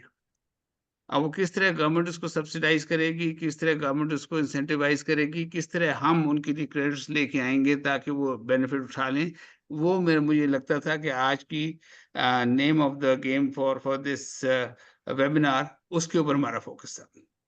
ये बात सही है कि हर चीज के आपके पास बेशुमार ऑप्शंस होते हैं कि आपने कौन सा दरख्त लगाना है। हर दरख्त का डिफरेंट अमाउंट ऑफ कार्बन बचता है, कोई ज्यादा तेजी से बड़ा होता है, कोई कम तेजी से बड़ा होता है, कोई सिर्फ लकड़ी के साथ आपको फल भी देता है, फल आपके होते हैं इकोनॉमिकली वो वायबल हो जाते हैं।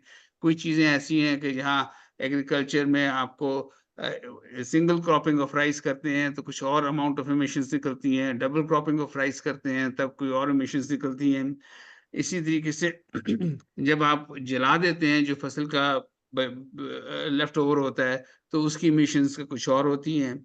बहुत सारे लोगों ने तो ये किया है कि आप जौन सी लकड़ी इस्तेमाल करते हैं चूल्हे जलाने में, अगर उन चूल्हों को आप एफिशिएंटली जलाएं तो उसका भी आपको कार्बन क्रेडिट्स है। तो फोकस मेरा इस तरफ, अभी रिसर्च की तरफ इसलिए नहीं था कि फार्मर जो काम कर रहा है और जो अच्छे काम कर रहा है, किसी तरह से हम उनके अच्छे कामों में फर्दर उनको इंसेंटिवाइज किस तरह कर सकते हैं, उनके लिए कैसे उनके अच्छे कामों का क्रेडिट उनको दिला सकते हैं।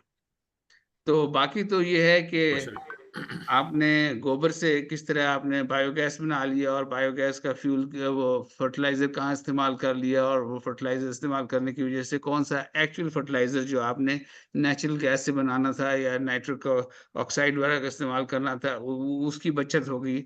वो जो बचत हो गई, इसका मतलब जो आपने एटमोसफेयर में वो चीजें फेंकनी थी वो नहीं फेंक रहे, बल्कि इन्हीं को रिसाइकिल कर रहे हैं, तो that is a credit for you.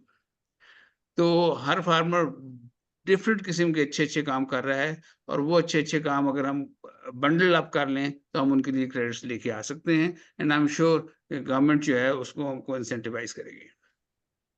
बहुत शुक्रिया आरिफ साहब। आज चूंकि ये नई जिम्मेदारों के लेवल की है, तो हमारे किसान भाई जो हमने कोई क्वेश्चन भी पूछे हैं, हाजी आपकी तरफ आप क्वेश्चन चूंकि जिम्मेदार ने पूछे होंगे, हम जरा साइंस की डिस्कशन में चले गए थे, वो पूछिए कि अगर मैं कितने दरख्त लगाऊं तो कितने कार्बन क्रेडिट मिलेंगे। सर ये मुझे बताइए थोड़ा सा आसान अल्फाज में। इस आसान अल्फाज में मैं रूल ऑफ थंब तो आपको बता सकता हूँ, लेकिन हर दरख्त का फर्क अमाउंट ऑफ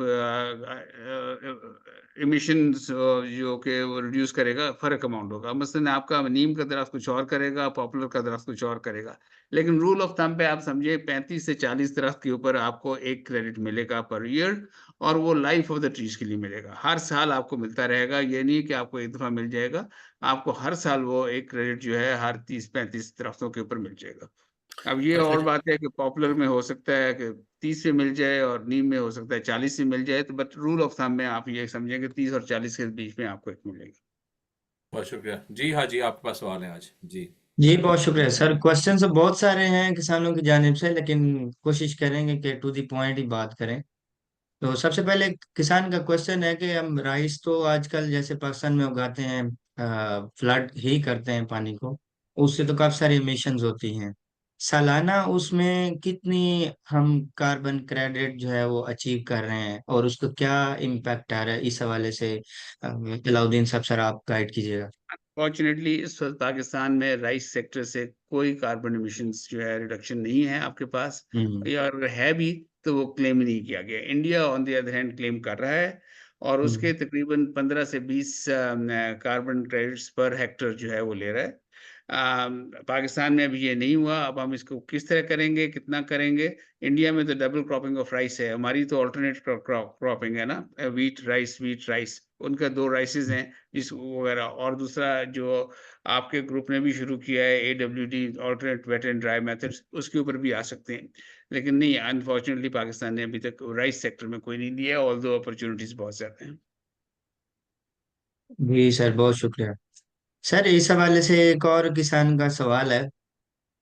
अ, हमारे पास जो डाइवर्स जो क्रॉपिंग पैटर्न है, उसको हम्म। अगर मद्देनजर रखते हुए अगर हम किसी भी ऑर्गेनाइजेशन के साथ मिलकर काम करते हैं और कार्बन क्रेडिट्स को लेना चाहते हैं, इस हवाले से उनके लिए क्या ऐसे स्टैंडर्ड्स हैं जो हम मैयर्स में इंशाल्लाह बात करेंगे, लेकिन उसमें आप कुछ स्टैंडर्ड्स लिस्ट करें कि किस किस क्रॉप के हवाले से कुछ स्पेसिफाइड हैं कि फॉर एग्जांपल हम कॉटन उगाते हैं तो उसके लिए कुछ स्टैंडर्ड्स हैं, इनको फॉलो करें, और राइस उगाते हैं उनको स्टैंडर्ड्स हैं उनको फॉलो करें। इस हवाले से थोड़ा बताइएगा उनको। इसके लिए हमको आरिफ गोहीर साहब की भी मदद चाहिए होगी, लेकिन जी जी एक्चुअली जरूर सर। बेसिकली जब आप कार्बन की तरफ जाते हैं तो सबसे पहले आप एक बेस लाइन स्टैब्लिश करते हैं हम्म। कि आज क्या हो रहा है और आज उस चीज पे से आपकी कितनी इमिशंस प्रोड्यूस हो रही हैं। उसके बाद अपनी इंटरवेंशंस डिफाइन करते हैं आप कि उस इंटरवेंशन की वजह से कितनी इमिशंस कम हो गई हैं। और ये जो आपका डेल्टा आता है बिफोर एंड आफ्टर का, that is your carbon emissions. चाहे एग्रीकल्चर में करें या गन्ने में करें, शुगर केन में करें, हर एक चीज के अंदर है। और किस चीज से आप वो चीज एमिशंस कम कर रहे हैं, दैट विल डिटरमिन कितनी आपकी एमिशंस कम हो रही हैं। तो इसके लिए हर एक चीज के ऊपर आई थिंक अगर मैं कोई रिक्वेस्ट करूंगा कि हर हर क्रॉपिंग के लिए हम एक छोटा छोटा सेमिनार कर लें, कोई आधा 1 घंटा तो लग ही जाएगा हर एक को बिल्कुल एक्सप्लेन है करने सर। में। ये राइस के लिए हम आपको बता सकते हैं कि दुनिया क्या कर रही है और हम क्या कर सकते हैं। और ज़रूरी नहीं कि आप करें, आप हो सकता है उसे इसी तरह हम कॉटन के लिए कर सकते हैं, इसी तरह हम शुगर के लिए कर सकते हैं। सर ये जो कार्बन ये एक क्रेडिट्स हैं। सेकंड एक सेकंड एक जी जी सेकंड में लेना प्लीज चाहता हूँ सर। आपको सिर्फ ये पे। जी जी प्लीज। देखिए पहले तो ये देखें कि जो हम फसलें लगाते हैं उसमें बेसिकली हम्म। जो भी हम बात कर रहे हैं CO2 की कर रहे हैं, मैथेन की कर रहे हैं, N2 की कर रहे हैं, नाइट्रस ऑक्साइड की, देखना ये है कि किन वजूहात की बुनियाद पर ये गैसें खारिज होती हैं। हम्म। राइट। हमें ये तो हम क्वांटिफाई करने की कोशिश कर रहे हैं उसको कि उनके सोर्सेज क्या हैं। फॉर एग्जांपल कि अगर जो लोग हल चलाते हैं, अगर हल चलाने की बजाय वो थोड़ा सा उसको कम कर लें, उसको ज़मीन को ओपन अप करना कम करना शुरू कर दें, जो कहते हैं मिनिमम टिलेज है या ज़ीरो टिलेज है, एक बहुत बड़ा फैक्टर उसका है CO2 का है, क्योंकि वो फिर ज़्यादा डिकम्पोजिशन होती है। अगर आगे आगे आ जाए, आप मैथेन के ऊपर आ जाएं, जितना ये डेयरी फार्म है, एनिमल लाइफस्टॉक सेक्टर है, एक सबसे बड़ा सोर्स वो है मैथेन का, और दूसरा बड़ा सोर्स राइस है। और राइस में भी, राइस एक क्रॉप नहीं है, राइस के अकेले में नहीं है। बेसिकली तो वो ये है कि जब जमीन में पानी खड़ा होता है तो जिन लोगों को पता है नाइट्रोजन साइकिल का, उनको पता होगा कि डी नाइट्रिफिकेशन जब होती है तो डी नाइट्रिफिकेशन सबसे बड़ा सोर्स है N2O का या नॉक्स गैसेस का, राइट। तो ये तो हो गया उसके ऊपर। अब तीसरी जगह पे आ जाएं, जो N2 है, जो सबसे बड़ा कल्प्रेट है ग्रीन हाउस गैसेस में, जिसका 298 टाइम्स वो ग्लोबल वार्मिंग पोटेंशियल है। अगर हम तीनों गैसेस का कंपैरिजन करें तो सबसे बड़ा जो N2 या नॉक्स गैसेस है, वो सबसे बड़ा, जब हम कहते हैं ना, उसका ज़्यादा इम्पैक्ट है। तो अब वो उसका क्या सोर्स है। जितनी हम ये फर्टिलाइजर डाल रहे हैं, यूरिया डालते हैं, कोई भी नाइट्रोजन बेस्ड फर्टिलाइजर यूरिया डालते हैं, इवन जो हम मेन्योर डालते हैं, चूंकि ये सारा ये नॉर्थ अमेरिका लिक्विड मेन्योर डालता है, पाकिस्तान में तो ज़रा बहुत ड्राई हो जाता है ज़रा उसमें। तो ये खादें और ये बड़ा सोर्स है उसका। और जब हम ज़ाहिर डालते हैं, वो जो ज़रा एकेडमिक्स लोग बैठे हैं, उनको पता है कि वो उनका आगे कैसे है, कैसे जब हम कोई भी फर्टिलाइजर ज़मीन में डालते हैं तो आयनिक फॉर्म में जब नाइट्रेट अमोनियम में होता है तो नाइट्रेट आगे फिर लीच करता है, जो बच जाता है वो डीनाइट्रिफिकेशन में चला जाता है। अब इसमें मुख्तलिफ माइक्रोब्स इन्वॉल्व हैं जो ये सारा काम करते हैं। तो अब उसमें क्या-क्या टेक्नोलॉजी या इंटरवेंशन हो सकती हैं कि जो नाइट्रिफिकेशन प्रोसेस को स्लो करे या डीनाइट्रिफिकेशन को रोके, उनके ऊपर जो लोग काम कर रहे हैं वो कंट्रीब्यूट कर सकते हैं। इसी तरह जो नेचर बेस्ड सॉल्यूशन है, जो बात हो रही है, अब डॉक्टर वकील साहब कर रहे थे वो N0 वाली, कि वो सिंथेटिक नाइट्रोजन को या केमिकल जो है फर्टिलाइजर को, नाइट्रोजन को ज़रा एक तरफ रखें, नेचर बेस्ड सॉल्यूशन देखें। लेकिन उसमें बड़े चैलेंजेस हैं। ये थोड़ा हम ज़ाहिर साइंटिस्ट हम कहते तो हैं कि हम ये कर लेंगे, लेकिन फार्मर्स उनको अडॉप्ट नहीं करता। प्रॉब्लम ये होता है क्योंकि उनको वो उधर जाएगा जहाँ उसको पैसा मिलेगा।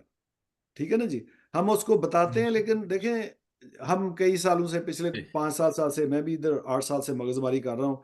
फार्मर को जब हम बताते हैं ना कि 1 हेक्टर में 4 किलोग्राम जो है वो लॉस होती है N2 में, तो कहते हैं यार 4 किलोग्राम का क्या है? 4 किलोग्राम में इसको मॉनेटरी बेनिफिट्स में देखें तो उसके नज़दीक इतनी वैल्यू नहीं है।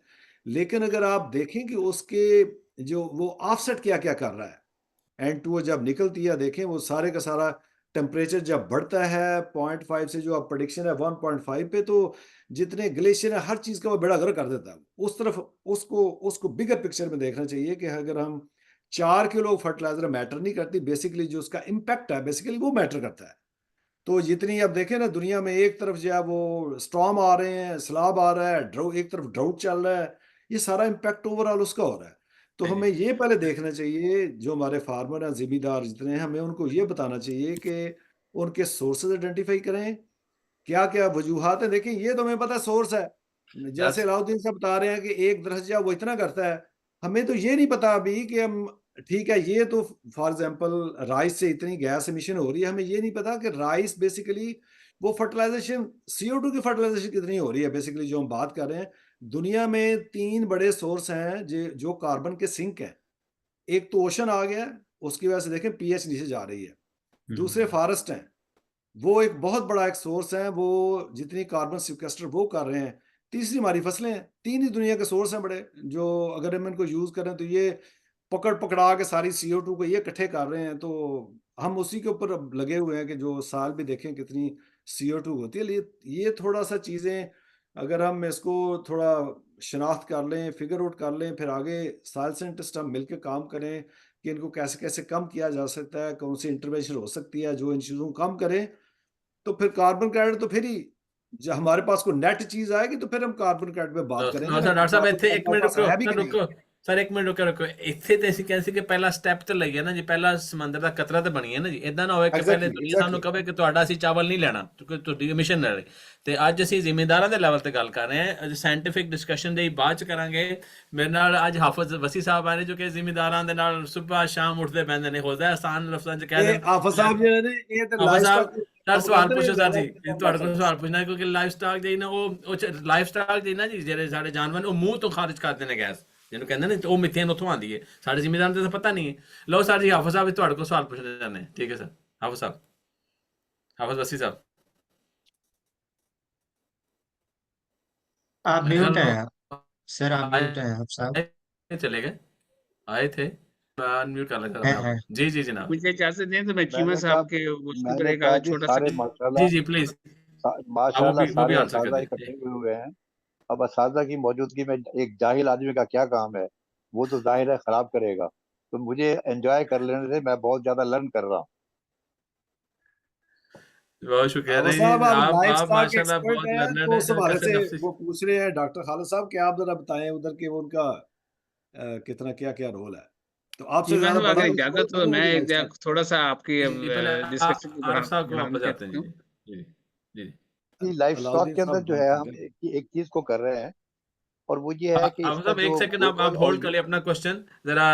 अलाउद्दीन साहब जरा हमें बताने लगे, एक सवाल पूछा था मुमताज साहब, कमेंट थे, उसका जवाब देने लगे, फिर आपकी तरफ आते हैं जरा। लो सर जी सर। नहीं, सवाल का आई एम सॉरी, मैं सवाल नहीं देखा, लेकिन नेवरदलेस चीमा साहब आप जो बात कर रहे हैं ना वो बिल्कुल सही और बिल्कुल टू द पॉइंट है। लेकिन जब तक फार्मर जो है इस दुनिया को भी ठीक करने के लिए नहीं, वो अपने आप को ठीक करने के लिए ज़्यादा एफर्ट कर रहा है। ही वांट्स टू नो कि उसका इमीडिएट बेनिफिट क्या है। कार्बन क्रेडिट से इमीडिएटली उसका बेनिफिट बनता है। कार्बन क्रेडिट एक एग्रीकल्चर का क्रेडिट आपको अगर $10 जो है पर ईयर ला के देता है, और 20 साल के लिए, 50 साल के लिए, और मैंग्रोव्स के लिए तो आरिफ गोहीर साहब बताएंगे 60 साल तक के लिए वो हर साल इतने पैसे आपको ला के दे रहा है। Now we have incentive for the farmer. अगर वो आपका 4 किलो जो है नाइट्रोजन ऑक्साइड कम कर रहा है तो दुनिया में उसका क्या फर्क पड़ता है? Doesn't matter.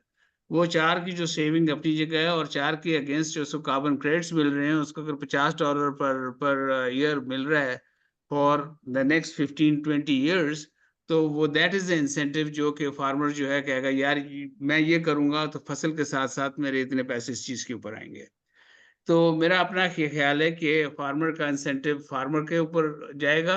ग्लोबल इंसेंटिव मेरा ख्याल में इतनी आसानी से उसको हम इंसेंटिवाइज नहीं कर सकेंगे। हर एक अपना अपना काम करे और अपने अपने फायदे के लिए करेगा तो ग्लोबल इम्पैक्ट तो आएगा ही आएगा। सर, ठीक है। कार्बन मार्केट का फलसफा ही यही है कि आप लॉन्ग टर्म ग्लोबल इम्पैक्ट्स को मिनिमाइज करने के लिए कम्युनिटीज को, फार्मर्स को, उन लोगों को इंसेंटिवाइज करें ताकि उनको रुझान बढ़े लॉन्ग टर्म टेक्नोलॉजीज के लिए। अदरवाइज तो पॉलिटिकल विल या जो पॉलिसी मेकर्स हैं वो तो कहते हैं कि कारे जहां दराज है, 20 साल के बाद की दुनिया किसने देखी है। तो ये मकसद कार्बन क्रेडिट्स का यही है कि वो जो इमीडिएट सोर्स है जहां से ये चीजें जनरेट हो रही हैं, अगर उसको इंसेंटिवाइज कर दिया जाए, उसको कोई बेनिफिट दे दिया जाए कि वो उस प्रैक्टिस को तर्क कर दे, मतरूक कर दे, उस मिशन को रिड्यूस कर दे, तो उसको बेनिफिट दे दिया जाए, तो वो एक बंदे का हिस्सा अगर कैसे कई बंदे करेंगे तो लाजमी बात है ग्लोबल एफर्ट्स में फर्क तो पड़ेगा। जैसे आपने ये बात की, इस बात सिर्फ यही नहीं है, फॉरेस्ट्री में लंबे अरसे तक चलते हैं, 100-100 साल के भी प्रोजेक्ट्स निकलते हैं। अगर कॉनिफर्स के प्रोजेक्ट लगा लें आप, चलगोजे पे चले जाएं तो 300 साल में जाते हैं। और ये स्टेबल नहीं होती, ये सीक्वेस्ट्रेशन जो होती है, पहले उसका इनिशियल फेज होता है, बड़ी माइनर सी गैसेस जो होती हैं सीक्वेस्टर होती हैं, फिर उसका मिड फेज होता है, फिर उसका हाई फेज होता है, फिर डाउन आनी शुरू हो जाती हैं।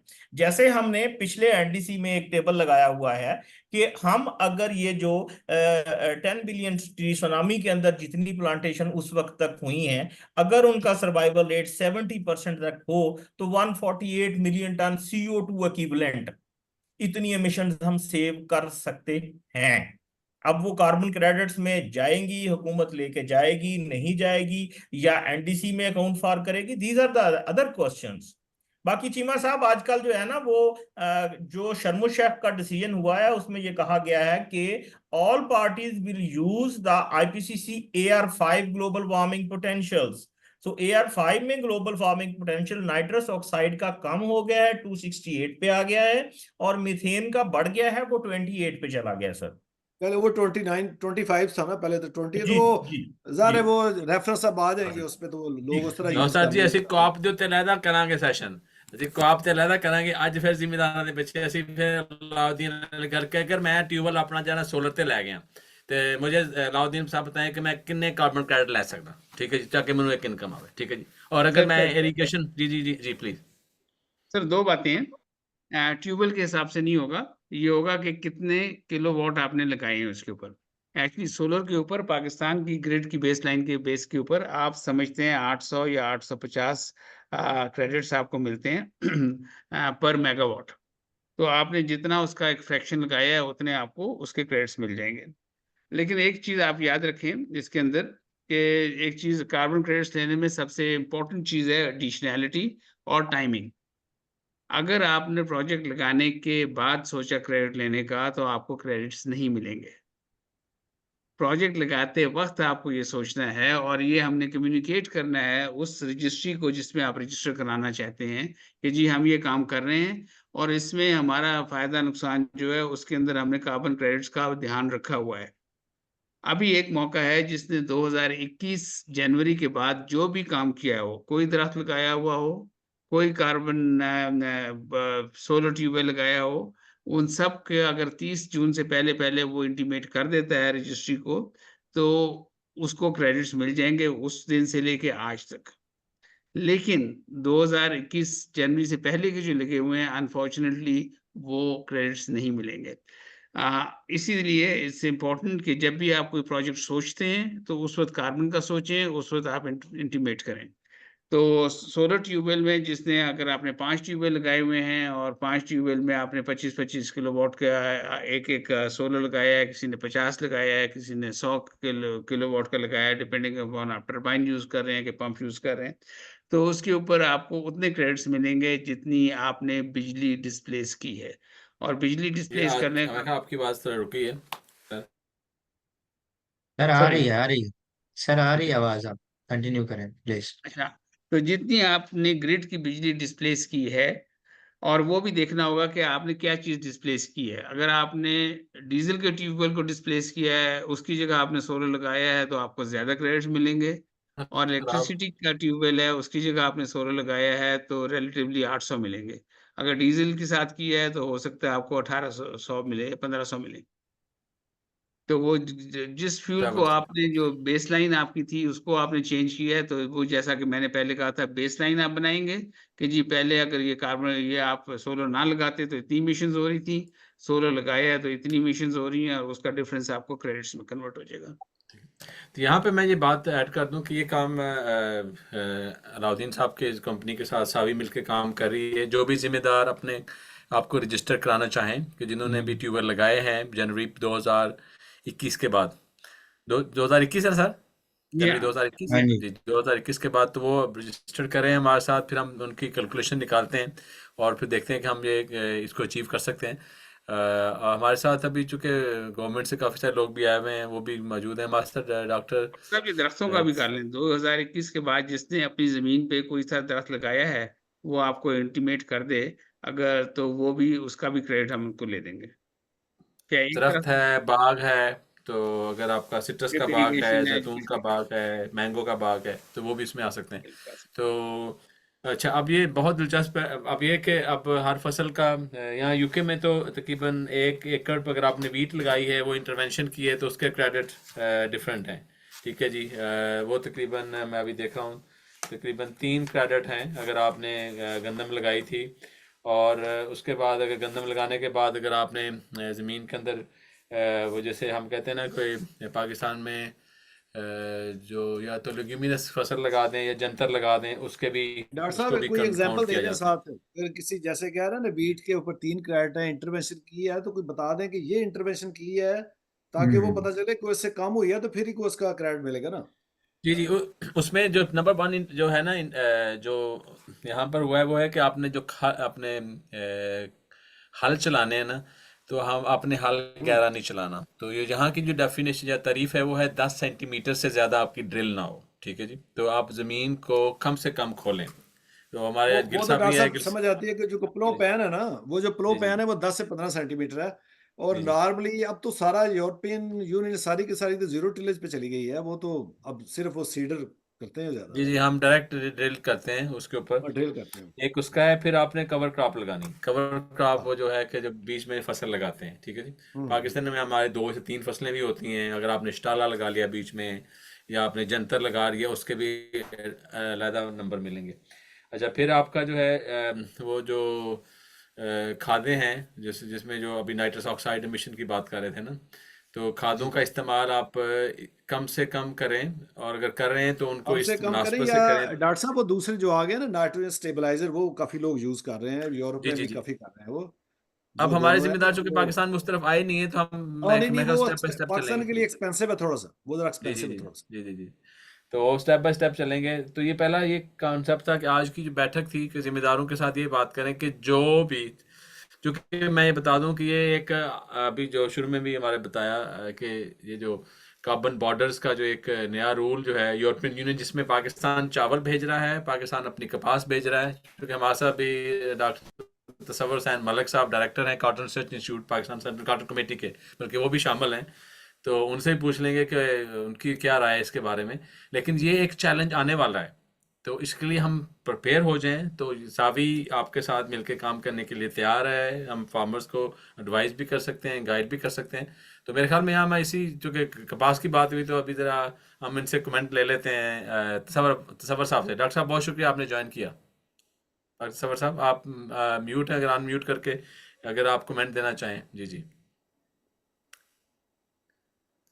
डॉक्टर तसव्वुर साहब, जी आप म्यूट हैं। खैर चलो म्यूट रहने दें। चलें अब वापस आते हैं सर के। अच्छा, अब ये है कि एक और इंटरवेंशन जो सर आपने बात की थी कि अगर आपने जो अभी हम डॉक्टर साहब बात करते थे कि नाइट्रोजन को अगर आपने खाद अप्लाई किया, या अगर आपने वो जो हम अंग्रेजी में तो उसे बायोचार कहते हैं, तो बायोचार अगर अगर हम अपनी खेतों पर लगाते हैं, अपनी खादें नहीं लगाते, तो बायोचार के क्रेडिट कितने हैं डॉक्टर साहब, ये जरा बता दिए। अलाउद्दीन साहब आपके पास। मुझे एग्जैक्टली इसका मैं आपको देख के बताना पड़ेगा, लेकिन बेसिकली मैं आपको इस पर सही बात है, गलत नंबर नहीं देना चाहता, लेकिन इसके मेरे ख्याल में क्रेडिट्स जो हमारी उसके हैं, साथ डिस्कशन एक 100 से ऊपर है, $120 के रफली जो है ना, इसकी उसका वैल्यू एक 300, इसकी वैल्यू जो है पर क्रेडिट $300 तक है, दैट इज ट्रू ठीक है, ठीक है। Up to. हाँ, लेकिन कितने क्रेडिट्स जनरेट होते हैं पर टन ऑफ वुड कंज्यूम्ड, उसका उसका नंबर मैं आपको फिर से देना चाहूंगा। ठीक हो गया, शुक्रिया। तो डॉक्टर साहब तो इसमें थोड़ी लिमिटेशन एक है बायोचार में। जी जी ये जी नॉर्थ अमेरिका यूरोप में तो बड़ा अच्छा है, लेकिन पाकिस्तान में जाएं तो इसकी पीएच बड़ी है, इसकी पीएच 8 से लेकर 10 तक है। But again depend on the source कि वो उसकी पायरोलिसिस प्रोसेस क्या है या उसका फीड स्टॉक क्या है, उसमें बड़ा मैटर करता है। लेकिन ये थोड़ा सा ये भी है इधर हमारे तरफ बायोचार तो बड़ी इफेक्टिव है। इसी तरह मैं यूके में भी होगा, यूरोपियन यूनियन में भी सारा होगा, नॉर्थ इसी वजह अमेरिका में। से मैं एक लेकिन नंबर आपको इस वक्त नहीं देना चाहता था, आप बिल्कुल सही कह रहे हैं चीमा साहब। बट वो जो जो डॉक्टर साहब का ख्याल है कि देखें, क्रेडिट आपका रिन्यूएबल एनर्जी पे आपका आजकल $1 का क्रेडिट जा रहा है। जो हम्म आपका मैंग्रोव फॉरेस्ट का है, वहाँ मेरा ख्याल 25 से $30 तक का जा रहा है। जो आपका नेचर बेस्ड क्रेडिट्स है, वो भी इसी तरह से ऊंचे जा रहे हैं, और ये biochar is one of the more expensive one, जिसके अंदर आपको $300 तक का क्रेडिट जा रहा है। तो that is one element, but actually कितने प्रोड्यूस हो रहे हैं उसका नंबर मैं I have to wait till the next बैठक आपको इसका बहुत इतला शुक्रिया। की। हमारे साथ कपल भाई, हम उनसे पूछेंगे। मे भी कपल भाई हमें कोई इंडिया का बताएं, लेकिन उससे पहले एक वाजिद ने हाथ खड़ा किया। डॉक्टर वाजिद नसीम साहब कोऑर्डिनेटर हैं, डायरेक्टर हैं क्लाइमेट चेंज का रिसर्च इंस्टीट्यूट है इस्लामिया यूनिवर्सिटी भावलपुर में, कंसोर्टियम में पाकिस्तान में लीड करें। जी वाजिद साहब, आपका सवाल। डॉक्टर वाजिद साहब, जी डॉक्टर साहब अस्सलाम वालेकुम। बहुत बहुत शुक्रिया जी। शुक्रिया आपने इनवाइट किया और उसके अलावा आपने मौका दिया, बहुत शुक्रिया। आज आपका सावी का रीजनरेटिव एग्रीकल्चर पे कॉटन सेमिनार भी था जिस पे हमने पार्टिसिपेट किया। माशाल्लाह बहुत अच्छा प्रोग्राम था। Your team is doing a great job over there in the farming community exactly at the ground. तो उसमें मैं जस्ट यही रिक्वेस्ट करना चाहूंगा। सबसे पहले तो मुमताज चीमा साहब को सलाम, आरिफ भाई को सलाम, अलाउद्दीन साहब को, हमारे सीनियर्स हैं, टीचर्स हैं। तो उसके अलावा ये है कि जस्ट यही मैं आपसे सजेशन देना चाहूंगा कि बहुत अच्छा एक टॉपिक है जिस तरह कार्बन क्रेडिट का। तो हमारी फार्मिंग कम्युनिटी में इसकी अवेयरनेस वगैरह नहीं है। तो मेरी फिर वही बात सजेशन होगी कि जो आपके अदर प्रोजेक्ट्स हैं रीजनरेटिव एग्रीकल्चर और इस तरह के ऑर्गेनिक फार्मिंग के, तो साथ साथ ये कार्बन क्रेडिट का जो रजिस्ट्री वो है प्रोसीजर है, या उनको अवेयरनेस नहीं है फार्मर्स को, तो ये भी एक बहुत बड़ा इनकम जनरेटिंग एक कंपोनेंट हो सकता है उनके, other than their product of the agriculture. तो ये उस पे भी शामिल करें जरूर आप उनको, बल्कि जो आपकी टीम्स हैं उनको एक कंपोनेंट साथ ये भी रख लें, तो मेरा ख्याल है ये ज्यादा बहुत अच्छा भी बहुत रहेगा। शुक्रिया और साथ जी डॉक्टर साहब, ਤੁਸੀਂ जी ਤੁਸੀਂ डॉक्टर ਸਾਡੇ ਕੰਮ ਹੋਰ ਵਧਾਤੇ ਨੇ, लिस्ट हो चुना पाती है। नहीं, बहुत शुक्रिया। आई थिंक ये आज एक अवेयरनेस का प्रोग्राम था। हमारे साथ कुलीग माशाल्लाह सिंध से शामिल हैं, बलूचिस्तान से शामिल हैं, केपीके से हैं, बाहर से हैं। तो यहाँ हमारे साथ इंडिया से हमारे कुलीग हैं कपल भाई। मैं कपल से पूछते हैं कुछ। मेरे ख्याल इमरान ने पहले हाथ खड़ा किया है, डॉक्टर मिस्टर इमरान शेख साहब। शेख साहब बहुत शुक्रिया तशरीफ़ लाने का, और अपने कोई कीमती जो है कलमात से हमें जो है नवाजें। जी जी, हमारी बैठक कर नवाजें। जो शुक्रिया। बहुत शुक्रिया डॉक्टर साहब, आप शर्मिंदा कर रहे हैं। आप माशाल्लाह बहुत अच्छा काम कर रहे हैं, जैसे ऑलरेडी मेरे उस्ताद मोहतरम मुमताज चीमा साहब ने बताया। तो मैंने सिर्फ एक दो चीजें आपसे ये करनी है, एक फूड फॉर थॉट ही है। आपको पता है कैंडिड डिस्कशन नहीं होती, जितनी ब्लंट हो जाती है, लेकिन ये कि रियलिटी शायद इसी तरह की होती है। एक तो मैंने ये कहना था कि आजकल ना ये वायरल हुआ है कि नाम भेजिए, मोबाइल नंबर भेजिए, अरबों कमाइए। तो ये कार्बन क्रेडिटिंग को ना कुछ कंपनीज ने पाकिस्तान में ऐसे बेचा है जैसे वो रेवड़ियां बेचते हैं ना। तो ये चीजें इतनी सीधी नहीं है कि आप फार्मर को कहें कि आज आप पौधा लगा दें, सुबह आपको जो है ना $300 आपके अकाउंट में आ जाएगा। मैं दो तीन चीजें इसमें डालना चाहता हूँ आपके लिए कि बेसिकली एग्रीकल्चर से जितने भी क्रेडिट्स अभी तक फ्लोट हो रहे हैं ना जिस रजिस्ट्री से, वो 50% तो अनसोल्ड पड़े हैं। एनर्जी में वो ज्यादा उनकी वैल्यू चल रही है, ये स्टॉक एक्सचेंज के हिसाब से है। आप मुझसे बेहतर जानते हैं, मैं सिर्फ ये कहना चाह रहा हूँ कि क्योंकि सावी एक इम्पार्शियल, अनबायस और न्यूट्रल इंफॉर्मेशन देती है, तो हमने अपने फार्मर्स को ये भी बताना है कि पाकिस्तान में अगर लकी सीमेंट ने प्रोजेक्ट लॉन्च किया था या एक और राइस मिल ने लॉन्च किया था, तो वो अभी तक उस लेवल पे नहीं जा सके। तो हमने अपने फार्मर को ये भी बताना है अच्छे तरीके से कि ये इस तरह का काम नहीं है कि आज आप करें, कल को सारे पीछे लगे होंगे जी हमारे पैसे। तो पूरी इंफॉर्मेशन देनी है, इनकम्प्लीट मैसेज नहीं देना। दूसरी चीज मुझे ये बताइए, आप रीजनरेटिव पे चीमा साहब कनाडा में बड़ा अच्छा काम कर रहे हैं, तो रीजनरेटिव का कार्बन क्रेडिटिंग के साथ ट्रेड ऑफ है, एंटागोनिस्टिक रिलेशन है या सिनर्जिस्टिक है? क्योंकि नाइट्रिक ऑक्साइड और मेथेन वाला ये थोड़ा सी जरा टेक्निकल बात है कि रीजनरेटिव को हम प्रमोट कर रहे हैं, तो रीजनरेटिव से हम एमिशन ज्यादा कर रहे हैं या कम कर रहे हैं? जब हम उसको यानी कि अपना पूरा स्ट्रॉ, पूरा ऑर्गेनिक मैटर प्रिजर्व कर रहे हैं, तो ये डॉक्टर उस साहब वक्त मुझे आपको मौका देना पता है कि आपने। तूड़ी वाला पल्ला जड़ा है उत्थे तक कणक ते मुंजी वैसे कक्की पै जांदी। सर ये मेरी ਤੁਹਾਡੇ सबमिशन सी, ਇਹ ताकि ਤੁਹਾਡਾ आप इसको ਸ਼ੁਕਰੀਆ, हाईलाइट ਤੁਹਾਡੇ करें। ਹਵਾਲੇ ਕਰਨਾ ਹੈ।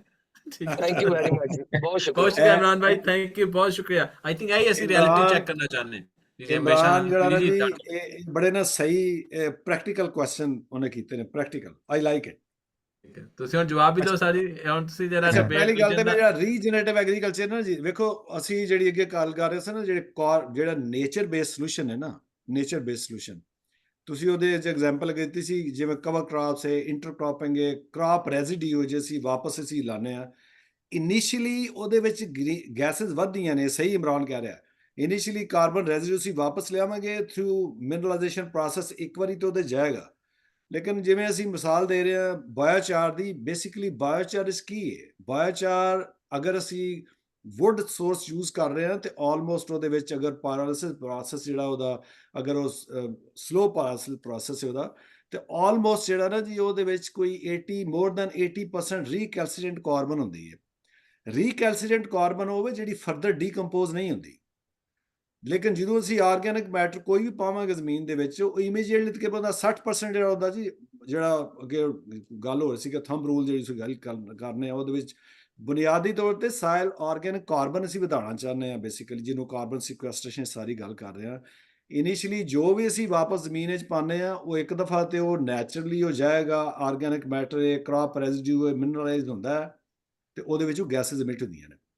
ਲੇਕਿਨ ਅਗਰ ਅਸੀਂ ਉਹਨੂੰ ਕੰਟੀਨਿਊਸ ਕਰਾਂਗੇ ਤਾਂ ਫਿਰ ਉਹ ਸਟੇਬਲਾਈਜ਼ ਹੋ ਜਾਏਗਾ। ਜਦੋਂ ਕਾਰਬਨ ਸਟੇਬਲਾਈਜ਼ ਹੁੰਦਾ ਹੈ ਤੇ ਫਿਰ ਅਸੀਂ ਉਸ ਪਾਸੇ ਨੂੰ ਜਾਂਦੇ ਹਾਂ ਜਿਹੜੀ ਅਸੀਂ ਗੱਲ ਕਰ ਰਹੇ ਹਾਂ, ਫਿਰ ਉਹਦੇ 'ਚ ਜਿਹੜੀ ਗੈਸਿਸ ਇਮਿਟ ਹੋਣੀਆਂ ਜਿਹੜੀਆਂ ਨੇ ਉਹ ਸਟੇਬਲਾਈਜ਼ ਹੋਣੇ ਸ਼ੁਰੂ ਹੋ ਜਾਂਦੀਆਂ ਨੇ, ਫਿਰ eventually that stay as it is, ਤੇ ਫਿਰ ਜਿਹੜਾ ਅਸੀਂ ਚਾਹ ਰਹੇ ਹਾਂ ਕਿ ਬੇਸਿਕਲੀ ਕਾਰਬਨ ਸਿਕੁਐਸਟਰ ਹੋਵੇ। ਲੇਕਿਨ ਇਹ ਜਿਹੜੀ ਇਮਰਾਨ ਸ਼ੇਖ ਸਾਹਿਬ ਗੱਲ ਕਰ ਰਹੇ ਨੇ, ਉਹ ਸਹੀ ਕਰ ਰਹੇ ਨੇ ਕਿ ਸ਼ੁਰੂ ਦੇ ਵਿੱਚ ਕੋਈ ਵੀ ਅਸੀਂ ਪਾਵਾਂਗੇ, ਕ੍ਰੌਪ ਰੈਜ਼ੀਡਿਊ ਪਾਵਾਂਗੇ, ਕੋਈ ਚੀਜ਼ ਪਾਵਾਂਗੇ, ਈਵਨ ਮਨਿਓਰ ਹੈ ਜਿਹੜੀ ਅਸੀਂ, ਚਾਹੇ ਉਹ ਸਾਲਿਡ ਹੈ ਜਾਂ ਲਿਕੁਇਡ ਹੈ, ਉਹਦੇ 'ਚ ਵੀ ਕਾਰਬਨ ਹੁੰਦੀ ਹੈ। ਲੇਕਿਨ ਉਹ ਸ਼ੁਰੂ ਵਿੱਚ ਉਹ ਵੀ ਇਮਿਟ ਕਰੇਗੀ ਕਿਉਂਕਿ ਉਹਦੇ ਸਭ ਤੋਂ ਜ਼ਿਆਦਾ ਸੋਰਸ ਨਾਈਟ੍ਰੋਜਨ ਹੁੰਦਾ ਹੈ, ਉਹ ਨਾਈਟਰਸ ਆਕਸਾਈਡ ਇਮਿਟ ਕਰਦੀ ਹੈ, ਔਰ ਉਹ ਦੋਵੇਂ ਹੀ ਕਰਦੀ ਹੈ, ਬੇਸਿਕਲੀ ਮੈਥਨ ਵੀ ਕਰਦੀ ਹੈ। ਤਾਂ ਇਨੀਸ਼ੀਅਲੀ ਤਾਂ ਸੋਰਸ ਹੁੰਦਾ ਹੈ, ਲੇਕਿਨ ਅਗਰ ਤੁਸੀਂ ਕੰਟੀਨਿਊ ਕਰੋ ਤਾਂ ਫਿਰ ਸਟੇਬਲਾਈਜ਼ ਹੋ ਜਾਂਦਾ। ਬਹੁਤ ਸ਼ੁਕਰੀਆ ਡਾਕਟਰ ਸਾਹਿਬ। ਇਹ ਇੱਕ ਅਲੱਗਾ ਡਿਬੇਟ ਹੋ ਸਕਦਾ, ਅਲੱਗਾ ਇੱਕ ਹੋਰ ਅਸੀਂ ਬੈਠਕ ਕਰਾਂਗੇ। 2 ਸੈਕਿੰਡ ਦਾ ਡਾਕਟਰ ਖਾਲਿਦ ਸਾਹਿਬ, ਇੱਕ 2 ਸੈਕਿੰਡ ਦਾ ਜਸਟ ਛੋਟਾ ਜਿਹਾ ਕਮੈਂਟ ਹੈ, ਮਾਈ ਅਪੋਲੋਜੀਜ਼ ਕਿ ਮੈਂ ਬਾਰ-ਬਾਰ ਇੰਟਰਫੇਅਰ ਕਰ ਰਿਹਾ। ਇਹਦੇ 'ਚ ਇੱਕ ਚੀਜ਼ ਹੋਰ ਹੈ ਕਿ ਤੁਸੀਂ AWD ਨੂੰ ਬੜਾ ਪ੍ਰਮੋਟ ਕਰ ਰਹੇ ਹੋ ਨਾ ਰਾਈਸ ਦੇ ਵਿੱਚ, ਕਿ AWD ਟੈਕਨੋਲੋਜੀ ਨਾਲ ਕੋਈ 48% ਮਿਥੇਨ ਰਿਡਕਸ਼ਨ ਹੋ ਜਾਂਦੀ ਹੈ। ਅੱਛਾ, ਉਹਦੇ ਚ ਦੋ ਚੀਜ਼ਾਂ ਮੇਰੀ ਸਬਮਿਸ਼ਨ ਨੇ, ਮੈਂ ਸਿਰਫ ਹਾਈਲਾਈਟ ਕਰ ਰਿਹਾ ਤਾਂ ਕਿ ਜਿਹੜੇ ਐਕਸਪਰਟਸ ਨੇ, ਔਰ ਮਾਸ਼ਾਅੱਲਾ ਜਿਹੜੇ ਐਕਸਪਰਟ ਨੂੰ ਤੁਸੀਂ ਮਾਸ਼ਾਅੱਲਾ ਫੜਿਆ, ਡਾਕਟਰ ਆਰਿਫ ਗੋਹੀਰ ਸਾਹਿਬ ਨੂੰ, ਇਹਨਾਂ ਦੇ ਛੱਤਰ ਛਾਵੇਂ ਜੋ ਵੀ ਕੁਝ ਹੋਣਾ ਹੈ ਨਾ ਜੀ, ਮਿਨਿਸਟਰੀ ਆਫ ਕਲਾਈਮੇਟ ਚੇਂਜ, ਉਹ ਇਹਨਾਂ ਦੇ ਥਰੂ ਹੀ ਹੋਣਾ ਹੈ। ਉਹਦੇ ਵਿੱਚ ਇਹ ਹੈ ਕਿ ਨਿਊਟ੍ਰੀਐਂਟ ਯੂਜ਼ ਐਫੀਸ਼ੀਐਂਸੀ ਜਿਹੜੀ ਹੈ ਨਾ, ਜਾਂ ਨਾਈਟ੍ਰੋਜਨ ਯੂਜ਼ ਐਫੀਸ਼ੀਐਂਸੀ ਜਾਂ overall nutrient use efficiency, specially nitrogen use efficiency, AWD technology ਦੇ ਨਾਲ ਨਾਈਟ੍ਰੋਜਨ ਯੂਜ਼ ਐਫੀਸ਼ੀਐਂਸੀ ਤੁਹਾਡੀ ਜਿਹੜੀ ਹੈ ਉਹ ਘਟਦੀ ਹੈ, ਓਵਰਆਲ ਨਿਊਟ੍ਰੀਐਂਟ ਪ੍ਰੋਡਕਟਿਵਿਟੀ ਤੁਹਾਡੀ ਘਟਦੀ ਹੈ AWD ਟੈਕਨੋਲੋਜੀ ਨਾਲ। ਤੇ ਕਿਆ ਤੁਸੀਂ ਇਹ ਮਤਲਬ ਚਾਹੋਗੇ ਕਿ DAP ਯੂਰੀਆ ਬਹੁਤ ਮਹਿੰਗੀ ਖਾਦਾਂ ਨੇ, ਕਿ ਅਸੀਂ AWD ਲਾਈਏ, ਪਾਣੀ ਵੀ ਬਚਿਆ, ਕਾਰਬਨ ਕ੍ਰੈਡਿਟਿੰਗ ਵੀ ਆਏ, ਇਹਨੂੰ ਇਸ ਚੀਜ਼ ਨੂੰ ਵੀ ਐਡਰੈਸ ਕਰਨਾ ਹੈ ਕਿ ਅਗਰ ਇਹ ਜਿਹੜਾ ਇੰਪੈਕਟ ਹੈ, ਪਹਿਲੀ ਤਾਂ ਗੱਲ ਹੈ ਕੋਈ ਸਟੱਡੀ ਹੋਈ ਨਹੀਂ, ਜਿੰਨੀਆਂ ਕੋ ਅਸੀਂ ਆਪਣੇ ਲੈਵਲ ਤੇ ਕੀਤੀਆਂ ਨੇ, ਸੀਰੀਅਸ ਇੰਪੈਕਟ ਹੈ ਨਾਈਟ੍ਰੋਜਨ ਯੂਜ਼ ਐਫੀਸ਼ੀਐਂਸੀ ਤੇ। ਔਰ ਨਾਈਟਰਸ ਆਕਸਾਈਡ ਜਿਹੜੀ ਹੈ ਉਹ ਜਿਹੜੀ ਬਹੁਤ ਹੀ ਪੋਟੇਨੀਅਸ ਹੈ ਮੀਥੇਨ ਨਾਲੋਂ, ਉਹਦੀ ਵੀ ਜਿਹੜੀ ਐਮਿਸ਼ਨ ਹੈ ਉਹ ਵੱਧਦੀ ਹੈ AWD ਟੈਕਨੋਲੋਜੀ ਨਾਲ। ਇਹਦੇ ਤੇ ਵੀ ਮਤਲਬ ਥੋੜੀ ਜਿਹੀ ਸੋਚੋ ਬਕਾਰ ਔਰ ਫੂਡ ਫॉर ਥਾਟ ਕਿ ਇਹਦਾ ਕੀ ਅੱਗੇ ਚੈलेंजेस फार्मर ਨੂੰ ਅਸੀਂ ਸੋਲੂशन ਕੀ देना। Thank you very much. बहुत बहुत शुक्रिया इमरान साहब। आप ये सवाल जो है डॉक्टर आरिफ गहीर साहब की तरफ ज़्यादा। जी आरिफ साहब। सर बड़े पर्टिनेंट क्वेश्चंस हैं। इंटरनेशनल लिटरेचर को तो देखें, जब मैं लास्ट ईयर काम कर रहा था MRV framework for rice in Pakistan, तो then I come across these things. International literature को उठाते हैं, वैसे ही पाकिस्तान में हम फेंक देते हैं, और वही पाकिस्तान में क्या फेट है, किसी ने कोई एक्सपेरिमेंटेशन की है? ये मेरी 2 साल की एफर्ट्स हैं कि अभी आज आप भी AWD पे काम कर रहे हैं, इमरान शेख साहब ने भी ऑलरेडी काम किया है, अभी वो ADB वाले जो हैं वो भी उसके ऊपर कोई एक्सपेरिमेंटेशन कर रहे हैं। पाकिस्तान में फेट क्या है? इसी तरीके से ये जो आप 3 कार्बन क्रेडिट्स की बात कर रहे हैं, 4 की क्रेडिट की बात कर रहे हैं, these very with the agroecological conditions of a very particular area। मैं जब लीड ऑथर था IPCC की जो 2019 रिफाइनमेंट में थी, उसमें वो पाकिस्तान के लिए फिलिपीन का मिथेन एमिशन फैक्टर जो थे वो यूज करते थे, but I categorically denied it at the time कि यार ये चीज ठीक नहीं है। 1.29 kg जो मिथेन आप ले रहे हैं इसको, तो इट शुड बी, हमारी सॉइल्स डिफरेंट है, pH डिफरेंट है, रिडॉक्स पोटेंशियल डिफरेंट है, बफरिंग कैपेसिटी और है, तो हमें उन्होंने कहा जी आप अपना दे दें। अनफॉर्चुनेटली पाकिस्तान में एक भी स्टडी नहीं थी। आई कॉल्ड इंडिया, डॉक्टर फाटिक को मैंने बोला कि यार इधर कोई इंडिया का मिशन फैक्टर है? उसने कहा लो भाई जी है फैक्टर। अब वो देखें, अगर आप 2019 रिफाइनमेंट में, तो हमने एक कॉलम बना दिया, पूरा बॉक्स बना दिया जिसमें साउथ एशिया के लिए अलहदा फैक्टर है। कहाँ पे उसने पाकिस्तान के टोटल एरिया ने 1.29 kg के जो फैक्टर था उससे ज़रब खानी थी, अब वो 0.58 से खाता है। आपकी मिशन आधी हो गई, अभी भी आपकी 9 मिलियन टन के करीब के भी मिशन हैं। डॉक्टर बुटर साहब से पिछले साल बात हुई, मैंने कहा जी कि हम ये MRV सिस्टम बना रहे हैं राइस के लिए, तो ड्राई सोइंग पे ऊपर एरिया कितना है? उन्होंने कहा जी डाटा देंगे, जरूर देंगे। इस दफा फिर बात हुई, कहते ये 1% भी नहीं है। मतलब ये है कि हम अपने फार्मर को ये समझाने में कामयाब ही नहीं हुए। और मेरा ये ख्याल है कि आज की इस डिस्कशन का मकसद एक डिस्कशन को किक स्टार्ट करना है। बाकी जैसे इमरान ने कहा, ये ऐसा नहीं है कि कोई इंडस्ट्री लगा ली, उसका पोटेंशियल देख लिया, उसकी एफिकेसी देख ली और उसके एमिशन फैक्टर से लगा के तो थर्ड पार्टी ने एंडोर्स कर लिया जी इसकी इतनी एमिशंस हो गई है। एग्रीकल्चर सबसे डिफिकल्ट इशू है, सबसे डिफिकल्ट है। हर 6 महीने के बाद क्रॉपिंग है। फार्मर की कही गई जो है कि जी मैंने इतनी एमिशन सेव की है, कौन मानेगा? कौन सी थर्ड पार्टी इसको वैल्यूएट करेगी? कोई मैकेनिज्म है इसके? जहां पे हम फार्मर की लिटरेसी के रोने रो रहे हैं, जहां पे हम जो है वो एग्रीकल्चर के इम्पैक्ट्स क्लाइमेट चेंज की वजह से उसको देख रहे हैं, तो do we have a precision agriculture sort of things? ऊपर से फार्मर की जो स्मॉल लैंड होल्डिंग्स हैं, वो कौन सी एंटरप्राइज आगे आए कि वो एक एरिया को पूल करे और किसी ना किसी एक प्रोजेक्ट से एमिशंस को शो करे? फिर स्टैंडर्ड्स तो बहुत सारे हैं, मैं देख रहा हूँ चैट के अंदर लोग पूछ रहे हैं स्टैंडर्ड कौन से हैं, वेरा के स्टैंडर्ड्स है, गोल्ड स्टैंडर्ड है। तो अभी भी मैं ये समझता हूँ, आरिफ अलाउद्दीन साहब शायद इसके ऊपर ज्यादा बेहतर कह सके, एग्रीकल्चर के ऊपर methodologies on credits, carbon credits अभी बहुत ज्यादा क्लियर नहीं है। क्योंकि पिछले साल मेरे पास वेरा का एक पेपर आया था और वो बुरी तरीके से पिट गया कि वो हमारी कंडीशंस में उन मेथडोलॉजीज को हम फॉलो ही नहीं कर सकते। So there is a huge need in Pakistan specially कि इन चीजों को देखा जाए। दूसरे कंट्रीज के फैक्टर्स की जब बात करता हूं, जैसे चीमा साहब ने बात की, अब हमारी तो सॉइल्स आ गई पहले 8.6 8.7 के ऊपर है, पीएच के ऊपर, वहां पे क्या रोल है उसका जो बायोचार का जो है। तो इन चीजों के ऊपर पहले तो इंडिजिनस रिसर्च होनी चाहिए। अच्छा है कि फार्मर और रिसर्चर इकट्ठे मिलके काम करें इन चीजों के ऊपर, और हम जैसे लोग जो पॉलिसी को एक पुश करने की कोशिश करते हैं इन चीजों को। मैंने honestly speaking being an agrarian कोशिश की है 2-3 साल से, बल्कि अब तो एक्सपेरिमेंटेशन शुरू हो गई है कि मैं तो कंट्री स्पेसिफिक एमिशन फैक्टर की तरफ लेके जाना चाहता हूं। अभी मैं आईपीसीसी एमिशन फैक्टर डाटाबेस का मेंबर हूं, एडिटोरियल बोर्ड का 4 साल के लिए। पाकिस्तान का एक भी एमिशन फैक्टर नहीं है वेयर वी आर स्टैंडिंग। तो these are the challenges before us. तो ये कहना कि जी मैं ये एक इंटरवेंशन कर ली और कालू मैनू 5 रुपये या 50 रुपये मिल जाने हैं, this is not like so. Imran is very right on this thing. हमें एक पूरा एक मैकेनिज्म डेवलप करना हो और फार्मर को उस मैकेनिज्म के साथ अलाइन कर रहा है। दिस इज बाई बहुत स्मॉल। शुक्रिया, बहुत शुक्रिया आरिफ भाई, आपने क्लियर किया। और अगेन ये ना हमारी आज इब्तदा हुई है, ठीक है जी, और इस तरह की बैठक हर हफ्ते कहें तो हम करने के लिए तैयार हैं। तो अलाउद्दीन साहब आपकी तरफ वापस आते हैं। हम खुद कंफ्यूज हैं, साइंसदान तो जिम्मेदार तो बेचारा हमें जो सुन रहा है वो कहता है तो साइंसदान नहीं अभी तक कुछ चीज़ समझ आ रही, तो असी की करांगे। जी जी अलाउद्दीन साहब, जी सर ये आपका डिस्कशन काफी पढ़े लिखे लोगों का है। अगर आप ग्राउंड पे जाएं, बहुत सारी चीजों के मिशन फैक्टर्स की आपको इतनी जरूरत नहीं है, क्योंकि मेथडोलॉजीज डिफाइन है। और जिस वक्त वो प्रोजेक्ट आपको अप्रूव करते हैं, उस वक्त आपको बड़ा क्लियरली आपको पता होता है कि क्या होने वाला है। जो कार्बन क्रेडिट है वो अपने हम फार्मर को डे 1 पे समझा देते हैं कि जी ये एक क्रेडिट उस वक्त आपको मिलेगा जब आप ये स्टेब्लिश कर दोगे कि आपकी वजह से 1 टन ऑफ कार्बन जो है वो या बचा है या मिटिगेट हुआ है या रिवर्स हुआ है। और वो कितने दिनों में होगा, कैसे होगा, और ये उनको बताना होगा कि आपने पौधा आज लगाया तो वो एकदम से 1 टन जो है वो प्रोड्यूस वो मिटिगेट नहीं कर रहा, या आज आपने ट्यूबवेल लगा दिया तो ये नहीं है कि पहले दिन में 1 टन उसने एमिशंस जो है रिडक्शन कर दिए। जब वो ट्यूबवेल चलेगा, जो बिजली इस्तेमाल करेगा, जितनी बिजली डिस्प्लेस करेगा, तो उसके हिसाब से वो होगा। और आम तौर पे आपको टाइमलाइंस देने पड़ते हैं। इसीलिए आपके जिस तरह के गोहिर साहब ने कहा, कुछ 3-3 साल के भी प्रोजेक्ट्स हो सकते हैं कि हर साल आपको इतना क्रेडिट मिलेगा। लेकिन ये क्रेडिट सिर्फ उसी वक्त मिलेगा जब हम आपको वैलिडेशन, वेरिफिकेशन और इश्योरेंस के बाद आपको बता सकेंगे कि इतना एक्चुअल एमिशंस रिडक्शन हुआ है।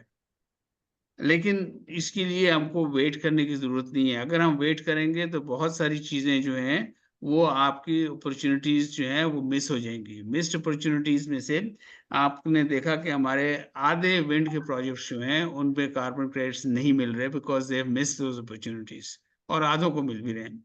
उन्होंने लकी सीमेंट की बात की है, लकी वालों की बात की, और थोड़ा-सा मिसनोमर्स हैं तो वो हमको मानने पड़ेंगे कि कि पहली बात तो ये कि लोग कह रहे हैं कि एग्रीकल्चर में कम क्रेडिट्स मिल रहे हैं और टेक्नोलॉजी में ज़्यादा मिल रहे हैं। It is the other way around. Technology के क्रेडिट्स आजकल बहुत सस्ते हैं, और एग्रीकल्चर और नेचर बेस्ड क्रेडिट्स जो हैं वो ज़्यादा एक्सपेंसिव हैं। आमतौर पे 1:10 का रेशियो है। तीसरी बात ये मेरे ख्याल में कि आपने जिस वक्त आप सॉरी, हाँ, कुछ प्रोजेक्ट्स ऐसे हैं जिसको आप टाइमलाइंस डिफाइन करके आपको बता सकते हैं। मसलन विंड के प्रोजेक्ट्स में हम आपको बता देते हैं कि पहले साल आपको इतने क्रेडिट्स मिलेंगे अगर विंड का प्रोजेक्ट चलता रहे, रिगार्डलेस ऑफ लोग क्या कहते हैं। हम कहते हैं जी आपका 50 मेगावाट का विंड प्रोजेक्ट चल रहा है, अगर वो चला तो पहले साल में आपको 80,000 क्रेडिट्स मिलेंगे, पीरियड। अगर नहीं चला वो और बात है, 80,000 नहीं मिलेंगे, 75,000 मिल जाएंगे, 85,000 मिल जाएंगे, that range will be there, और we can very definitely say that. इसी तरह सोलर का अगर आपने फार्म के लेवल के ऊपर 30 मेगावाट का, 20 मेगावाट का प्रोजेक्ट लगाया हुआ है, तो उसके ऊपर आप बड़े कॉन्फिडेंटली आप कह सकते हैं कि इतने आपको मिलेंगे, अनलेस एंड अनटिल वो ब्रेकअप हो जाए। ये सही है कि प्लांट जो है जैसे-जैसे ग्रो करता है, उसका अमाउंट ऑफ कार्बन अबेटमेंट्स जो है फ़र्क होंगे। जैसे-जैसे बड़ा होगा, जैसे आरिफ गौहर ने कहा कि उनका ट्रंक कितना बड़ा होगा, उनका लाइफ कितनी बड़ी होगी, उनकी हाइट कितनी बड़ी होगी, और वो ऊपर-नीचे होंगे। तो इसके लिए मेथोडोलॉजीज़ बनी हुई हैं। जब आप कहेंगे हम इस पूरा सेशन इसके ऊपर कर देंगे, क्या मेथोडोलॉजीज़ होती हैं, क्या मैकेनिज़्म्स होते हैं, क्या वेरिफिकेशन के तरीके होते हैं, क्या वैलिडेशन के तरीके होते हैं। बट नेवरदलेस फार्मर्स को हमने आज ये बताना है कि जो आपने काम अच्छे किए हुए हैं उसकी अपॉर्चुनिटी है कार्बन क्रेडिट की। अगर आपको कोई ला के दे सकता है तो don't miss this opportunity. Thank you. बहुत शुक्रिया अलाउद्दीन साहब। चूंकि आज की बैठक का टाइम भी खत्म होने वाला है, तो जो कि ये डिस्कशन जारी रहेगी, तो मैं ये चाह रहा था कि आपके मुंह से एक दो हम ये सुन लें कि ये जो प्रोसेस क्या है, पहला प्रोसेस स्टेप क्या करना है। मेरे साथ एक हमारे आपके कोलीग में कपल साहब ने शामिल हुए इंडिया से, कुछ एग्जांपल उनसे सुनना चाहते हैं, अगर वो कुछ बताना चाहें। जी जी, है मेरे ख्याल में है कपल भाई। थैंक यू, बहुत शुक्रिया आप तशरीफ़ लाए। आप ज़रा जो कि जो इंडिया की मिसाल है वो पाकिस्तान से बहुत मिलती जुलती है, कोई सक्सेस स्टोरी आप बता सकेंगे? जी कमल भाई। मैं तो तुम्हारे पास चले गए हैं। हाँ जी, हैं तो नहीं सही। है सर, हैं। जी जी जी कमल भाई। कार्तिक और आर कार्तिक यू हैं देयर? या जी जी, अगर आप में से कोई भी वॉलंटियर होके अपनी सक्सेस स्टोरी शेयर करना चाहें, एक्सपीरियंस शेयर करना चाहें, हम जी। Carter, can you share your experience in agriculture side, any carbon that you have actually been able to achieve? Yeah, hi. Yeah, good evening, अगर आप everyone. हिंदी में बोल दें तो ज़्यादा बेहतर रहेगा अगर हो सके तो। हिंदी हिंदी Yeah, बोल रहे हैं। आप sorry, Hindi so actually I cannot speak very perfectly. So Arif sir can convert in that, huh?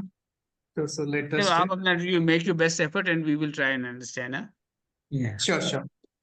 So actually, what we are doing, we are basically working on promoting water management practices in paddy field to reduce the methane emissions. Actually, we are also working with Arif sir in Pakistan, also majorly focusing on energy sector and also access to energy. So is instrumental in Pakistan. So where we did many projects. So coming to the agriculture sector, basically we are working in almost 7 states in India, focusing on promoting water management practices to reduce methane emissions from the paddy field. So we have achieved almost till now around 2 lakh hectares, covering almost 7 states. Kartik Urdu So में ये बता दें, just tell us कि have you been able to make get some credits or have been able to transfer those credits into dollars? yeah, so that is still going on. So the discussion going on because the delay in the process of whereas recently they stopped the methodology. They stopped using CDM methodology. So they are developing their own methodology. So all the projects are in the pipeline. So we are expecting to get the carbon credits next within 6 months. So Vera also recently come back. So they are working on that one. So currently we are working both standard. One is Vera and gold standard. But challenges are many because as you see, so the recently what happened, if you see many projects in the China got hold because of they have already requirement of with the legally binded is there the China. So to promote the water practices. So because of that one, Vera hold the methodology, but now they come up with the new already they come up with the method under constellation now. So but however we are continuing with the Vera with the old CDM methodology. So we're under process, but we are able to successfully convince the farmers. They're practicing almost in the huge areas. So, but we hopefully we receive in next 6 months the carbon credits.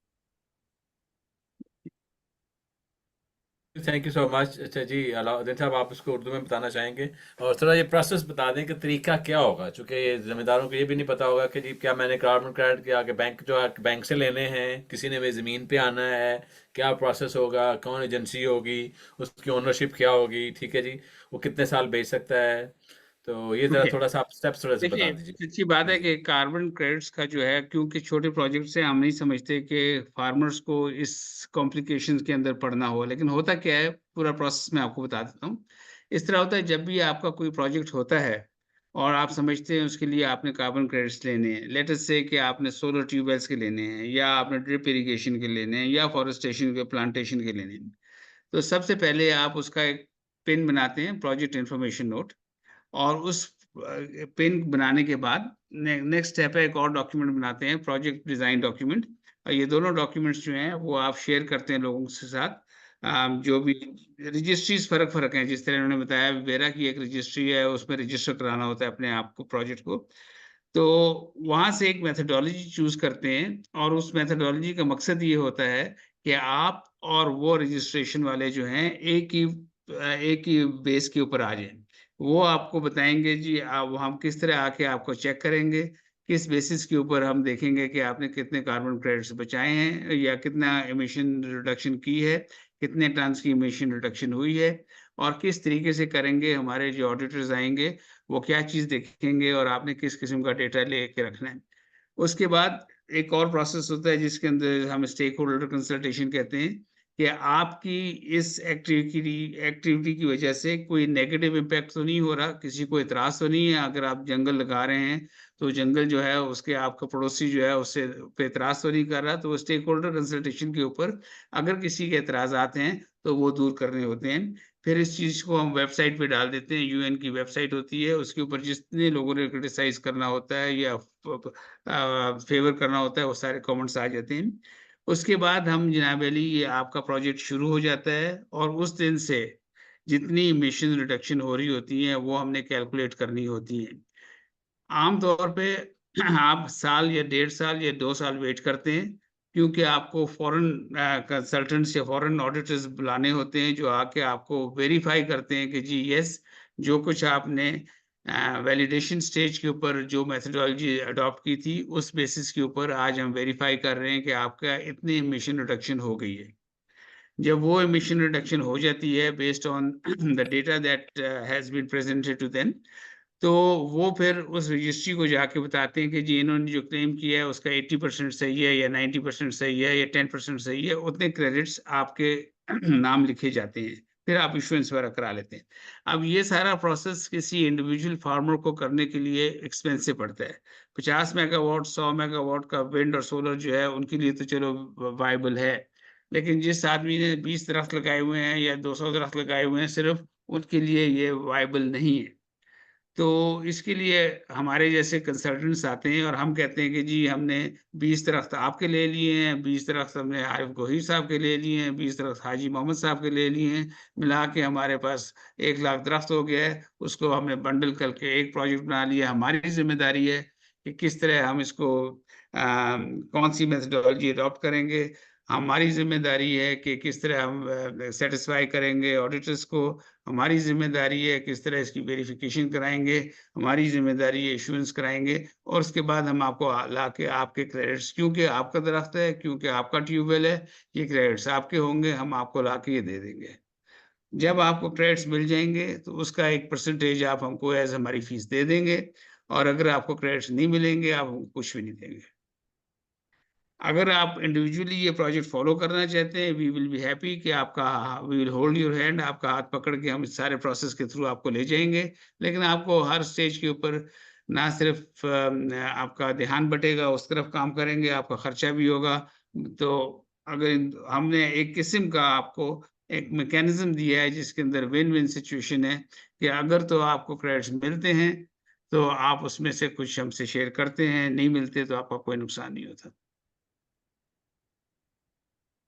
शुक्रिया, बहुत शुक्रिया। अच्छा, ये तो बहुत सारा, ये हम ही उस वक्त बोल रहे थे, हमारे साथ कुछ जिम्मेदार भी मौजूद थे। हम चाहते हैं हम उनके ज़बान से पूछें कि वो इस सारे सिलसिले में जो कुछ करना चाहते हैं। हमारे सलार साहब हैं, जिम्मेदार हैं ये। जी मियाँ सलार साहब, आप पूछना चाह रहे थे सवाल कुछ? जी अस्सलाम वालेकुम सर, मियाँ सलार बहुत अख्तर बात कर रहा हूँ राजनपुर से सर। मैं भी एक जिम्मेदार हूँ।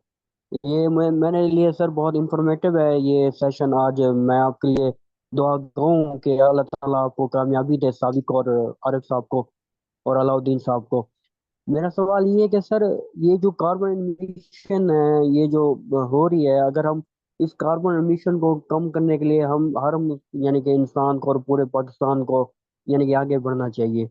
मेरा मेरा जो सवाल ये है कि सर, ये जो गवर्नमेंट दरख्त लगाती है, गवर्नमेंट क्या इस चीज़ का कार्बन क्रेडिट्स वगैरह लेती है आया? और ये AWD टेक्नोलॉजी क्या है, ये जो AWD जो राइस में इस्तेमाल की है इमरान शेख साहब ने, इस हवाले से अगर कुछ आपकी मालूमात है तो वो हमें दें। एक पार्ट का जवाब मैं दूंगा और एक पार्ट के लिए मैं डॉक्टर खालिद साहब से कहूंगा वो देंगे। देखें, आप जो कह रहे हैं कि गवर्नमेंट जो दरख्त लगाती है, क्या उसका क्रेडिट वो लेती है या नहीं लेती है, और लेना चाहिए या नहीं लेना चाहिए, इसका जवाब आरिफ गोहीर साहब ने थोड़ी देर पहले दिया था कि जो दरख्त, अच्छा दरख्त लगाना उसको बचाना, कंजर्वेशन और प्रिजर्वेशन, ये इन हर चीज़ का क्रेडिट मिलेगा। तो सिंध गवर्नमेंट ने जो दरख्त लगाए या जो दरख्त बचाए मैंग्रोव्स के, उसके क्रेडिट्स जो हैं मिलियंस ऑफ डॉलर्स के तौर पे उनको मिल रहे हैं इस वक्त, उन्होंने लिए हैं। और बाकी जहाँ दरख्त लगा रहे हैं, एक्चुअली कार्बन क्रेडिट उसका होता है जिसकी ज़मीन पे दरख्त लगा होता है, जिसका दरख्त होता है। तो जो सरकार की ज़मीन पे लगा हुआ है दरख्त, वो सरकार ले सकती है। जो आपकी ज़मीन पे लगा हुआ है दरख्त या लगाया है आपने अपने खर्चे से, तो वो आप लेंगे, या आपके जो नेबर्स हैं, जो दोस्त हैं, उन्होंने जहाँ लगाया है वो लेंगे। तो यस, गवर्नमेंट ले रही है क्रेडिट्स, जितना ले सकती है। कुछ ज़ाहिर बात है गवर्नमेंट की एफिशिएंसीज़ वो नहीं है जो प्राइवेट सेक्टर की एफिशिएंसीज़ हैं, कुछ गवर्नमेंट की भी कुछ वीकनेसेस हैं। प्रोविंशियल डिस्प्यूट्स भी हैं कि केपीके में जो लग रहा है वो कौन लेगा और सिंध में जो लग रहा है वो लेकिन नेवरदलेस आपके सवाल का जवाब ये है कि जो दरख्त गवर्नमेंट लगा रही है वो उसके कार्बन क्रेडिट्स ले सकती है। और इसकी जिंदा मिसाल हमारे पास ये ब्लू कार्बन के तौर पे जो ले रहे हैं, सिंध गवर्नमेंट फॉरेस्ट डिपार्टमेंट दे रहा है, मिलियंस ऑफ डॉलर्स दे रहे हैं हर साल, और 65 साल का या 60 साल का उनका एग्रीमेंट है, वो लेते रहेंगे हर साल। जहाँ तक AWD का ताल्लुक है, खालिद भाई, मैं आपसे रिक्वेस्ट करूंगा, क्योंकि आप लोग एक्सपेरिमेंट कर रहे हैं, आप उनको बताइए कि क्या हो सकता है, एंड यस, उसके भी कार्बन मिलेंगे। बहुत शुक्रिया, थैंक यू, बहुत शुक्रिया। मेरे ख्याल में हमारे साथ एक्सपर्ट है, मैंने इमरान शेख साहब को इसलिए ऑन कर लिया। इमरान साहब, हमें चूँकि आपने प्रैक्टिकली किया AWD के बारे में ज़रा बताइए। जी इमरान साहब, अनम्यूट कर लो सर इमरान भाई, अगर पॉसिबल हो तो अपने आप को तस्वीर भी लगा लें। इमरान शेख साहब, AWD के बारे में हमारे किसान भाई ने पूछा, हम आपके मुंह से सुनना चाहते हैं। जी जी खालिद साहब, मैं वो थोड़ा सा कहीं और बिजी हो गया था। चलो कोई बात नहीं, AWD टेक्नोलॉजी के ऊपर मैं आपको ये बता दूं कि ये जो अभी ये अलाउद्दीन साहब कह रहे थे ना, मुझे इनकी कंपनी का और इनका पहले इंट्रोडक्शन नहीं है। मैंने ये देखे गोल्ड स्टैंडर्ड ने जो रिवाइज मेथोडोलॉजी निकाली है ना, इरी के रीनर बॉसमैन ने और बॉस बॉमैन ने, अभी उनका एक पूरा गोल्ड स्टैंडर्ड के साथ था, उसके अंदर भी जो इस तरह की चीजें हैं कि AWD टेक्नोलॉजी आप ये है कि सब सॉइल वाटर 15 सेंटीमीटर से नीचे जाए तो आप दोबारा इरीगेट करें। ये सॉइल टाइप के ऊपर डिपेंड करता है, ये आपके वेदर पे डिपेंड करता है, ये आपकी वैरायटी की रूट ग्रोथ पे डिपेंड करता है। इवन अगर 2-3 साल आप AWD लगाएं, उसके बाद आपको पता चल जाता है कि ये मेरी सॉइल इतनी देर तक पानी इसका खुश्क होता है। तो ये बेसिकली तो मेथोडोलॉजी इरी की थी वाटर सेविंग के लिए, कि जिसे ਆਪਾਂ ਕਹਿੰਦੇ ਆ ਨਾ ਪੰਜਾਬੀ ਚ ਕਿ ਤਰੇੜ ਪਾੜ ਗਈ ਤੇ ਹੁਣ ਪਾਣੀ ਲਾ ਦਿਓ। ਇਹ ਬੜਾ ਝਟਕਾ ਜਿਹਾ ਮੈਥਡ ਹੈ ਇਹਦੇ ਵਿੱਚ, ਜਿਹੜਾ ਸਟਾਰਟ 'ਚ ਸੀ ਨਾ ਕਿ ਅਸੀਂ ਜੜੀ ਬੂਟੀਆਂ ਨੂੰ ਮੈਨੇਜਮੈਂਟ ਕਰਨ ਵਾਸਤੇ ਅਸੀਂ 6-6 ਇੰਚ ਦਾ ਪਾਣੀ ਦਿੰਦੇ ਸਾਂ ਕਿ ਹੋਰ ਗੰਦ ਮਾਰਨ ਦਾ ਤਰੀਕਾ ਕੋਈ ਨਹੀਂ। ਕੱਦੂ ਦੀ ਤਾਰੀਖ 200 ਸਾਲ ਤੋਂ ਇਹ ਹੀ ਹੈ ਪਡਲਿੰਗ ਦੀ, ਕਿ ਅਸੀਂ ਵੀਡ ਮੈਨੇਜਮੈਂਟ ਕਰਦੇ ਸਾਂ। ਵਾਟਰ ਪਾਣੀ ਰਾਈਸ ਨੂੰ ਓਨਾ ਨਹੀਂ ਚਾਹੀਦਾ ਜਿੰਨਾ ਅਸੀਂ ਉਹਨੂੰ ਦੇ ਰਹੇ ਹਾਂ। ਇਹ ਟਿਊਬ ਉਹਦੇ ਤੇ ਆਈ, ਅੱਛਾ ਟਿਊਬ ਦੇ ਵਿੱਚ ਵਾਟਰ ਸੇਵਿੰਗ ਸੀ, ਬਾਅਦ ਤੇ ਪਤਾ ਚੱਲਿਆ ਕਿ ਇਹ ਮੈਥੇਨ ਨੂੰ ਰਿਡਿਊਸ ਕਰਦੀ ਲੇਕਿਨ ਨਾਈਟ੍ਰਸ ਆਕਸਾਈਡ ਨੂੰ ਵਧਾਉਂਦੀ ਹੈ। ਇਹਨਾਂ ਦੋਨਾਂ ਦਾ ਆਪਸ ਇਨਵਰਸ ਰਿਲੇਸ਼ਨ, ਇਹ ਦੋਨਾਂ ਦਾ ਆਪਸ ਇਨਵਰਸ ਰਿਲੇਸ਼ਨ ਹੈ। ਔਰ ਇਹਦੇ ਵਿੱਚ ਫਿਰ ਇਰੀ ਨੇ ਹੁਣ ਜਿਹੜੀ ਰਿਵਾਈਜ਼ ਮੈਥੋਡੋਲੋਜੀ ਦਿੱਤੀ, ਉਹਦੇ ਵਿੱਚ ਵੀ ਬਹੁਤ ਸਾਰੇ ਐਸੇ ਹੁਕਮ ਨੇ ਜਿਹੜੇ 골ਡ ਸਟੈਂਡਰਡ ਅਜੇ ਤੱਕ ਉਹਨੂੰ ਐਡਰੈਸ ਕਰ ਰਿਹਾ। ਮੈਂ ਸਿਰਫ ਇਹ ਕਹਿਣਾ ਚਾਹ ਰਿਹਾ ਕਿ AWD technology as a water saving ਬਹੁਤ ਖਾਸ ਤੌਰ ਤੇ ਸਾਊਥ ਦੇ ਵਿੱਚ ਤੁਸੀਂ ਇਹਨੂੰ 20 ਦਿਨ ਜਦੋਂ ਤੁਹਾਡੀ ਮੁੰਜੀ ਟ੍ਰਾਂਸਪਲਾਂਟ ਹੋ ਜਾਏ ਉਸ ਤੋਂ ਬਾਅਦ ਇਹਨੂੰ ਤੁਸੀਂ ਲਾ ਸਕਦੇ ਹੋ। ਔਰ ਜਿਹੜੇ ਤੁਹਾਡੇ ਆਪਣਾ ਦਾਣੇਦਾਰ ਤੁਸੀਂ ਪਾਉਂਦੇ ਹੋ, ਪਲੱਸ ਜਦੋਂ ਤੁਹਾਡੀ ਮੁੰਜੀ ਗੋਭ ਤੇ ਆਉਂਦੀ ਭੂਰ ਝਾੜਦੀ, ਉਸ ਟਾਈਮ ਤੁਸੀਂ ਇਹਨੂੰ ਟਿਊਬ ਨੂੰ ਫਾਲੋ ਨਹੀਂ, ਕਿਉਂਕਿ ਉਸ ਟਾਈਮ ਅਸੀਂ ਵਾਟਰ ਸਟ੍ਰੈਸ ਨਹੀਂ ਦੇ ਸਕਦੇ, ਅਦਰਵਾਈਜ਼ ਸਾਡੀ ਕ੍ਰਾਪ ਦੀ ਪੈਦਾਵਾਰ ਡਿਸਟਰਬ। ਇਹ ਬੜੀ ਮਤਲਬ ਜਿਹਨੂੰ ਕਹਿੰਦੇ ਨਾ ਸੈਂਸਿਟਿਵ ਟੈਕਨੋਲੋਜੀਜ਼ ਨੇ, ਇਹਦੇ ਤੁਸੀਂ ਥੋੜਾ ਬਹੁਤ ਅੱਗੇ ਪਿੱਛੇ ਕੀਤਾ ਤੇ ਇਹਦਾ ਰਿਜ਼ਲਟ ਨੈਗੇਟਿਵ ਆ। ਪਲੱਸ ਇਹ ਕਿ ਫਾਰਮਰ ਨੂੰ ਇਹ ਬੜਾ ਮਸਲਾ ਹੈ ਕਿ ਹਰ ਏਕੜ 'ਚ ਇੱਕ ਟਿਊਬ ਲਾਣੀ, ਹੁਣ ਜਿੰਦੇ 50 ਕਿੱਲੇ ਨੇ ਜਾਂ 100 ਕਿੱਲੇ ਨੇ, ਉਹ 100 ਟਿਊਬਾਂ ਨੂੰ ਡੇਲੀ ਜਾਂ ਦੂਸਰੇ ਦਿਨ ਜਾਂ ਤੀਸਰੇ ਦਿਨ ਇਹਨੂੰ ਚੈੱਕ ਕਰੇ ਕਿ ਉਹ ਉਹਦੇ 'ਚ ਪਾਣੀ ਦਾ ਲੈਵਲ ਕੀ ਹੋ ਗਿਆ। ਉਹ ਥੋੜਾ ਜਿਹਾ ਇਹਦੀ ਵਜ੍ਹਾ ਤੇ ਇਹਦੀ ਅਡਾਪਸ਼ਨ ਬੜੀ ਸਲੋ ਸੀ। ਔਰ ਇਹ ਨਹੀਂ ਕਿ ਸਿਰਫ ਪਾਕਿਸਤਾਨ 'ਚ, ਪੂਰੀ ਦੁਨੀਆ 'ਚ ਇਰੀ ਨੇ ਇਹਨੂੰ ਦੇਖਿਆ ਕਿ ਪਾਣੀ ਪਾਈਪ ਦੇ ਨਾਂ ਤੇ ਬੰਗਲਾਦੇਸ਼, ਵਿਅਤਨਾਮ, ਇੰਡੀਆ ਸਾਰੇ ਮੁਲਕਾਂ 'ਚ ਆਈ, ਲੇਕਿਨ ਇਹਦੀ ਅਡਾਪਸ਼ਨ ਸਲੋ ਰਹੀ। ਉਹਦੀ ਰੀਜ਼ਨ ਸਿਰਫ ਇਹ ਸੀ ਕਿ ਜਿਹੜੀ ਡਰਜਰੀ ਔਰ ਜਿਹੜੀ ਲੈਥਰਜੀ ਹੈ ਕਿ ਈਚ ਐਂਡ ਐਵਰੀ ਟਿਊਬ ਨੂੰ ਤੁਸੀਂ ਚੈੱਕ ਕਰਨਾ।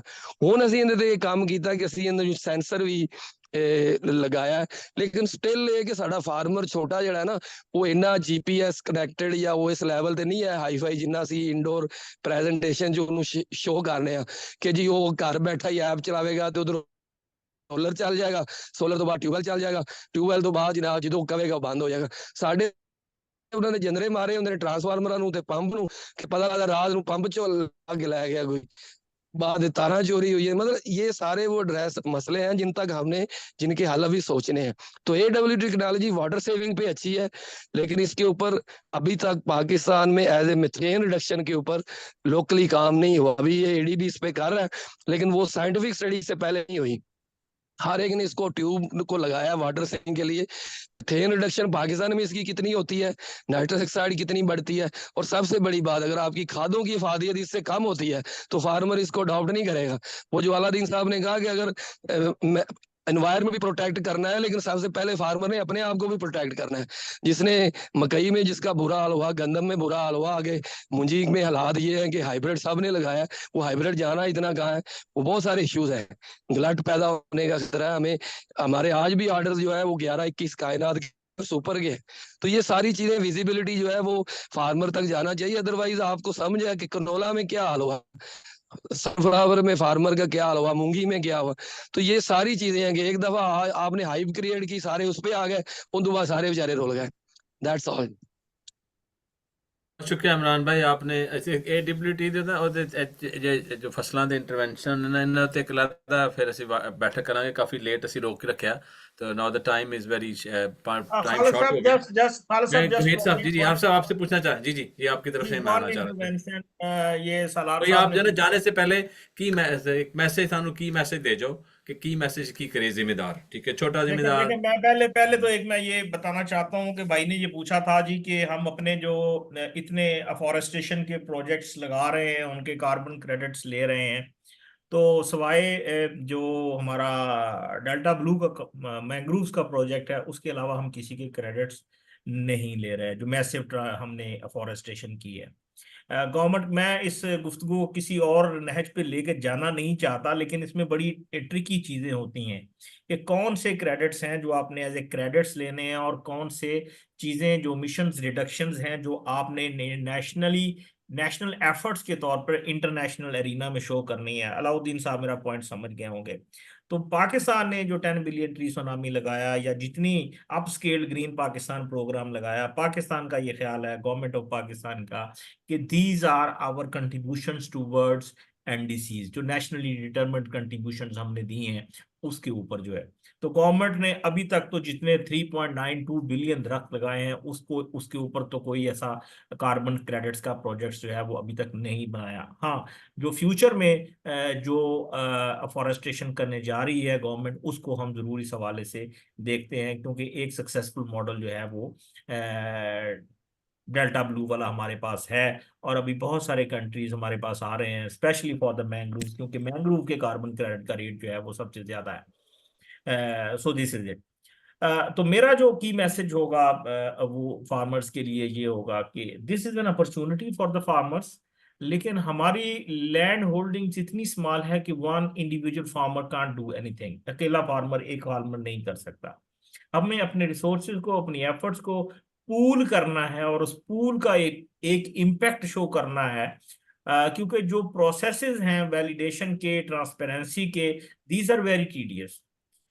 उनको किस तरीके से पूरा करना है, उसकी जो रिक्वायरमेंट है उसके लिए कोई ना कोई मैकेनिज्म होना चाहिए सबसे पहले तो इन चीज़ों को देखते हुए ये अपॉर्चुनिटी ज़रूर है। सोलर के ऊपर जाएं, ड्राई सोइंग के ऊपर जाएं, अल्टरनेट वेटिंग के ऊपर जाएं, नाइट्रस ऑक्साइड की एमिशंस को रिड्यूस करें through judicious use of fertiliser.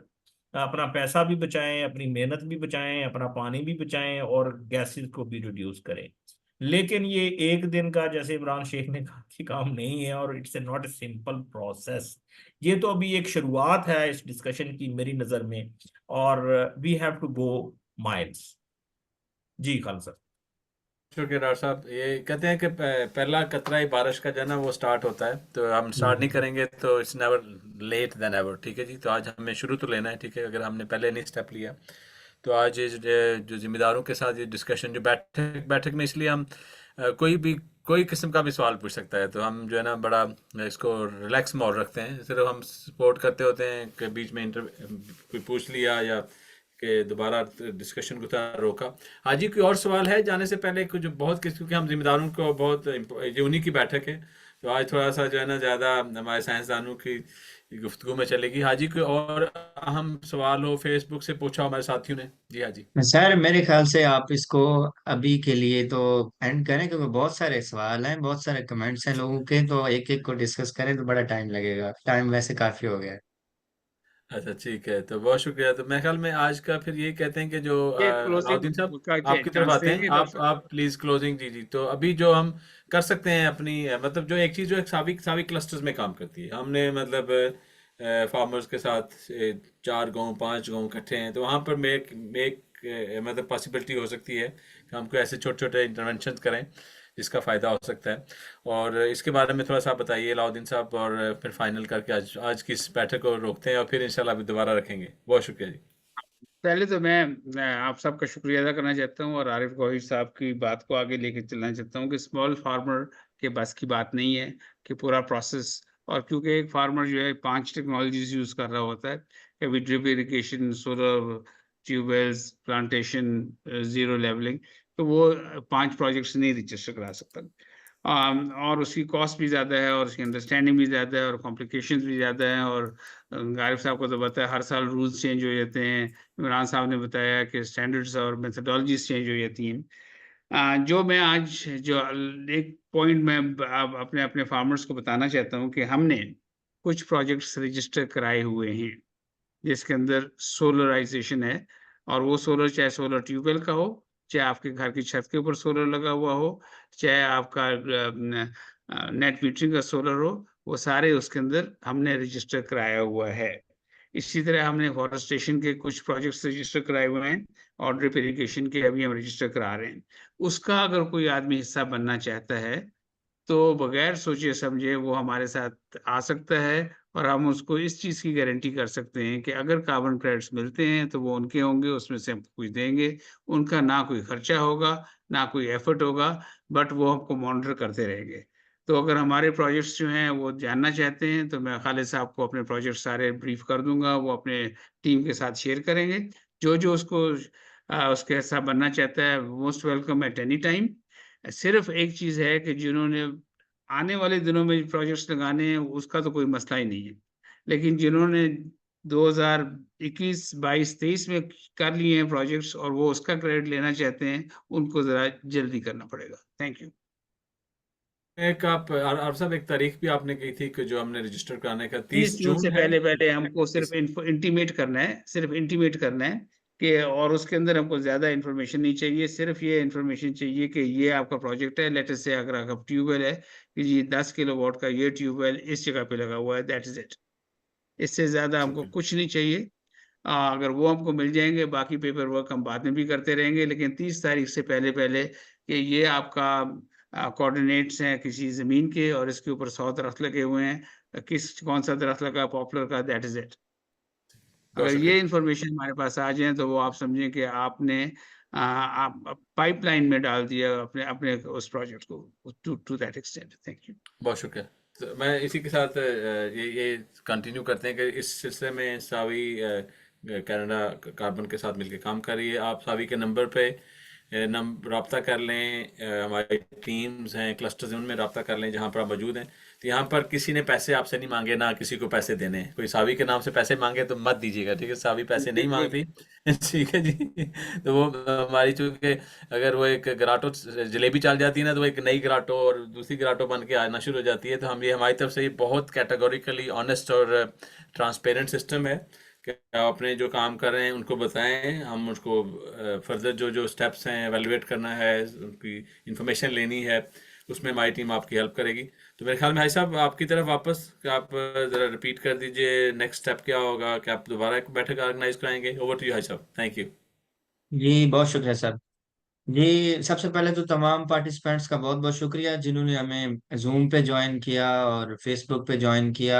Aldous हम तमाम क्वेश्चंस इस बैठक में उनके आंसर्स नहीं कर सके, लेकिन कोशिश करेंगे इंशाल्लाह आने वाले दिनों में एक और बैठक होगी जिसमें हम सिंपल अंदाज में आपकी जो जो क्यूरीज हैं, जो जो इन्फॉर्मेशन आप चाहते हैं कि आप हमें दें, और जिस जिस तरह से आप चाहते हैं कि आप हमारे साथ इन्वॉल्व होना चाहते हैं, हम उनको गाइड करेंगे इंशाल्लाह नेक्स्ट बैठक में। तो बहुत बहुत शुक्रिया सर, आरिफ साहब आपका, अलाउद्दीन सर आपका, और बाकी तमाम लोगों का जिन्होंने आज हमें ज्वाइन किया। और इंशाल्लाह आज की ये जो डिस्कशन रही है बहुत अच्छी रही है। इसका मकसद यही था कि पहले अवेयरनेस आ जाए, तो उम्मीद काफी है इंशाल्लाह कि सबको अवेयरनेस हो गई है। तो इंशाल्लाह आप मिल के काम करेंगे इस पे और इसको इंशाल्लाह एक सक्सेस स्टोरी बनाएंगे। और अब तक के लिए किसान भाइयों इतना ही, इंशाल्लाह मिलेंगे नेक्स्ट बैठक में। आप सबका बहुत बहुत शुक्रिया। Thank you so much. अल्लाह हाफिज।